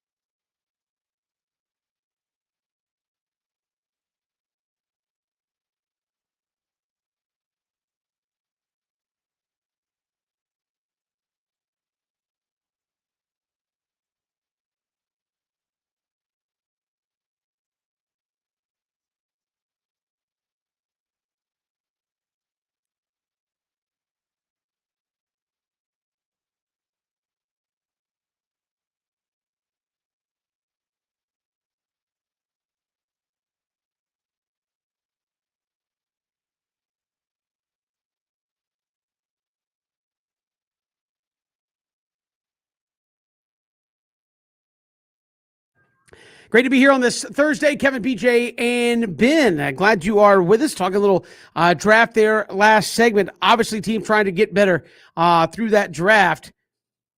Falcons and Jags, though, BJ, how close are they from competing for a divisional championship in the AFC and NFC South, respectively? Obviously, the Jags have a lot of work. Falcons have been dealing with contracts. Who's closer to getting it done the fastest, in your opinion? I mean, I think Jacksonville has a better young core. And I know that sounds crazy, for a team that just had a horrible year. But I've said this time and time again, you look at kind of Jacksonville's foundational players, right, Ben? And even if you want to throw Trevor Lawrence in, as it looks like obviously he's going to be the number one pick, you think about Lawrence, you think about James Robinson, you think about DJ Shark, you think about Laviska Shenault, you think about Jawan Taylor, you think about Cam Robinson. You go to defense, you think about Josh Allen, you think about CJ Henderson, you think about Miles Jack, you think about Caleb Chason. All of these players are 25 and under, all of them, which means they are still ascending, they're getting better, and they haven't reached their full potential yet. Atlanta, obviously has a Hall of Fame quarterback in Matt Ryan and a Hall of Fame receiver in Julio Jones and a few other true superstars like Calvin Ridley. But in terms of kind of the totality of the young portion of the roster, I think Jacksonville has a better 25 and under core, and I'm honestly really not even sure that it's close. Now that doesn't mean in 2021 Jacksonville is going to be better than Atlanta. And I think Terry Fontenot's done some really nice things, and he's going to be able to help kind of accelerate the, quote, rebuilding process in Atlanta.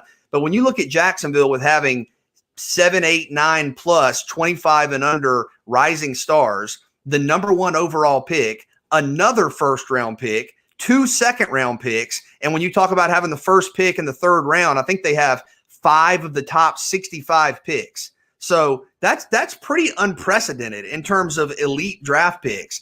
I think there's a chance for a team that was really, really bad a year ago, if Lawrence can come close to, I'm not going to say living up to the hype because the hype is absurd, but if Lawrence can come close to being a consistent player, if you don't overthink it with some of your top draft picks, you were able to add Marvin Jones, you were able to add Shaq Griffin, you were able to add a veteran safety in Rayshon Jenkins, you were able to add some depth and size to the defensive tackle position.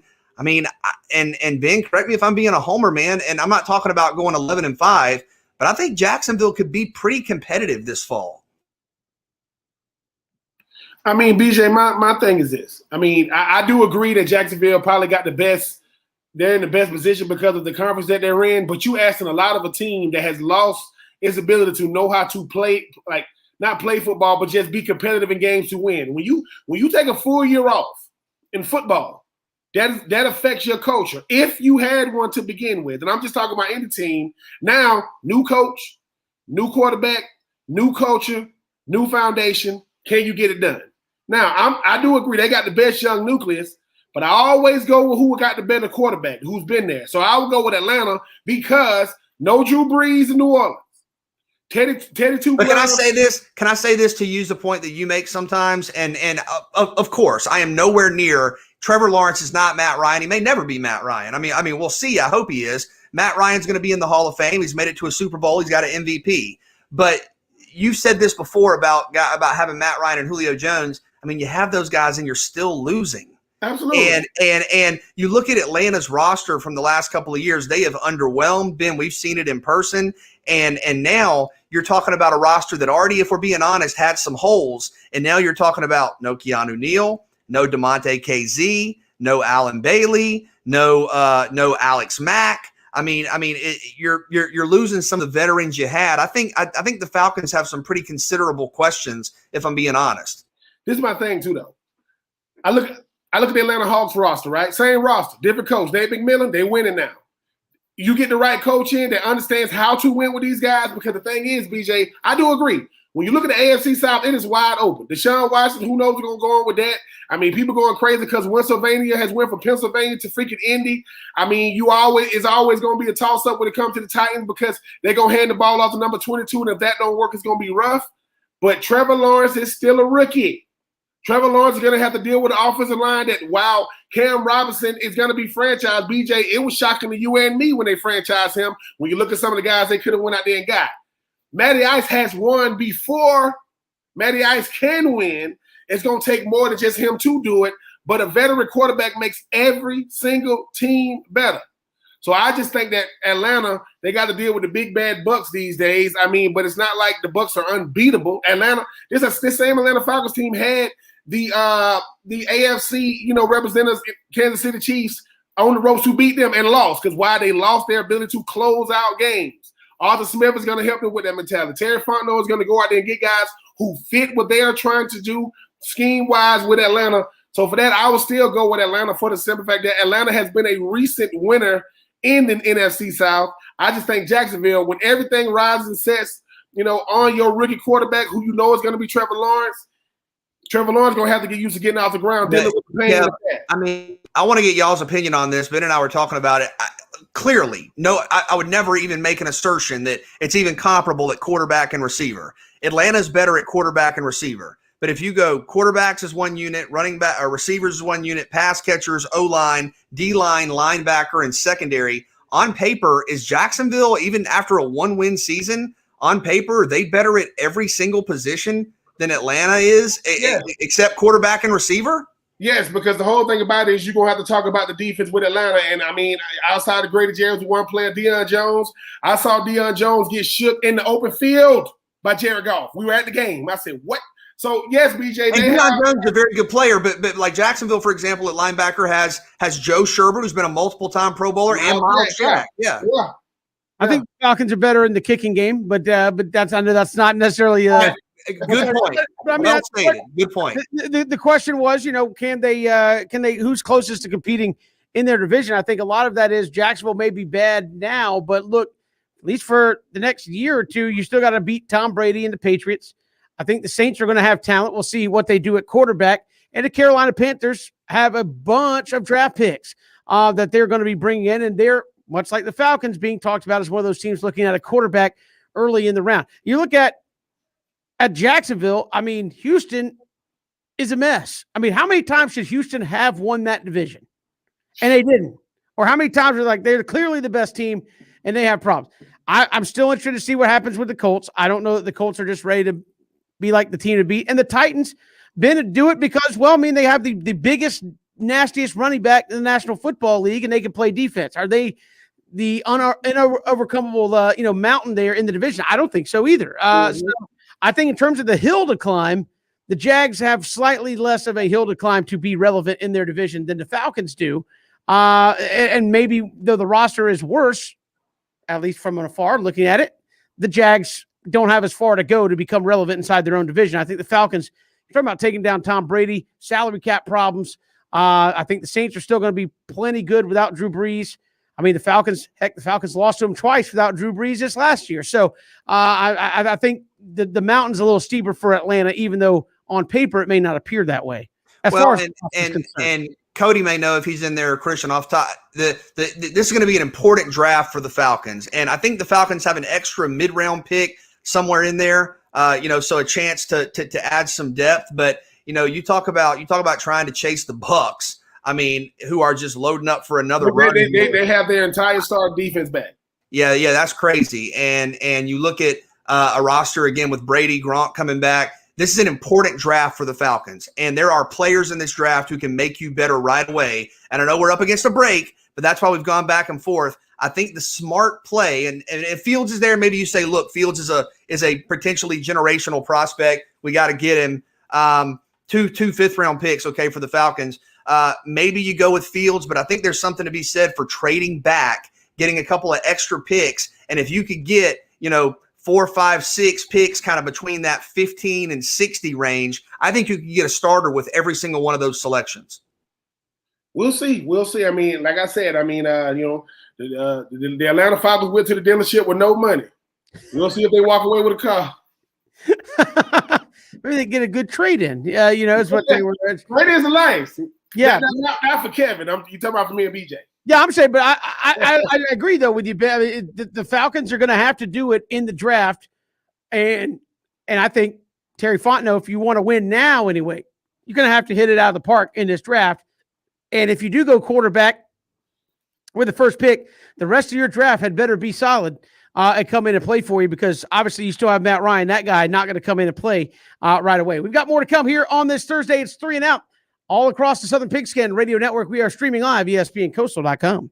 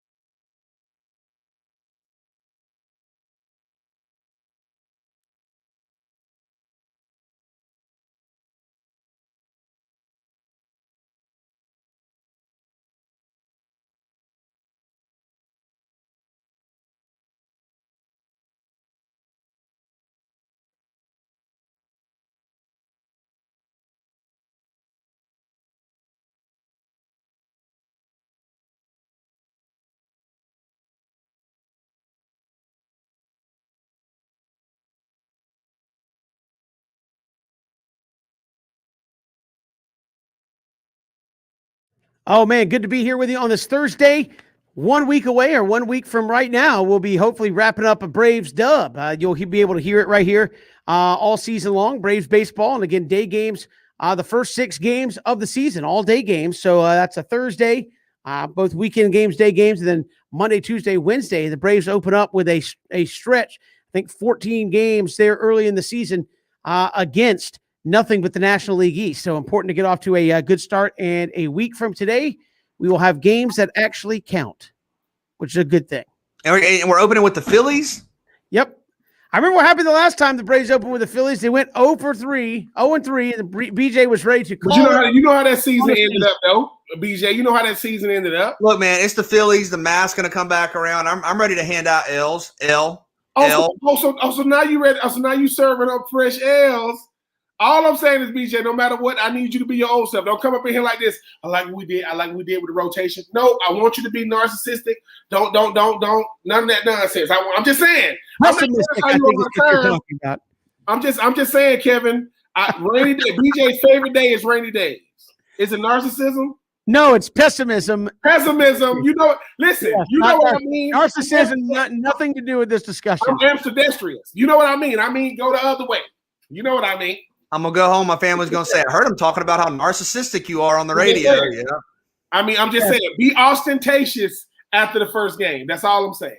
I know BJ loves it when Bryce Harper struggles, so we'll see if that happens as well in the first series for the Braves and the Phillies. But we'll have that for you 1 week from today. Appreciate Bud Ellis, BravesWire.com, joining us here on this Thursday. McLean Baxley, Savannah Morning News, joined us on the program back in hour number 2. And Rich Stiles, host of the Back Nine Boys golf show, stopped by talking Club Card Championship there at the Landings Club going on this week. We've got more to come here tomorrow. Don't go anywhere. If you missed any portion of the show, ESPNCoastal.com, Apple Podcasts, Spotify, YouTube. You can catch the podcasted version of the show. See you tomorrow, 3 and Out, Southern Pigskin Radio Network.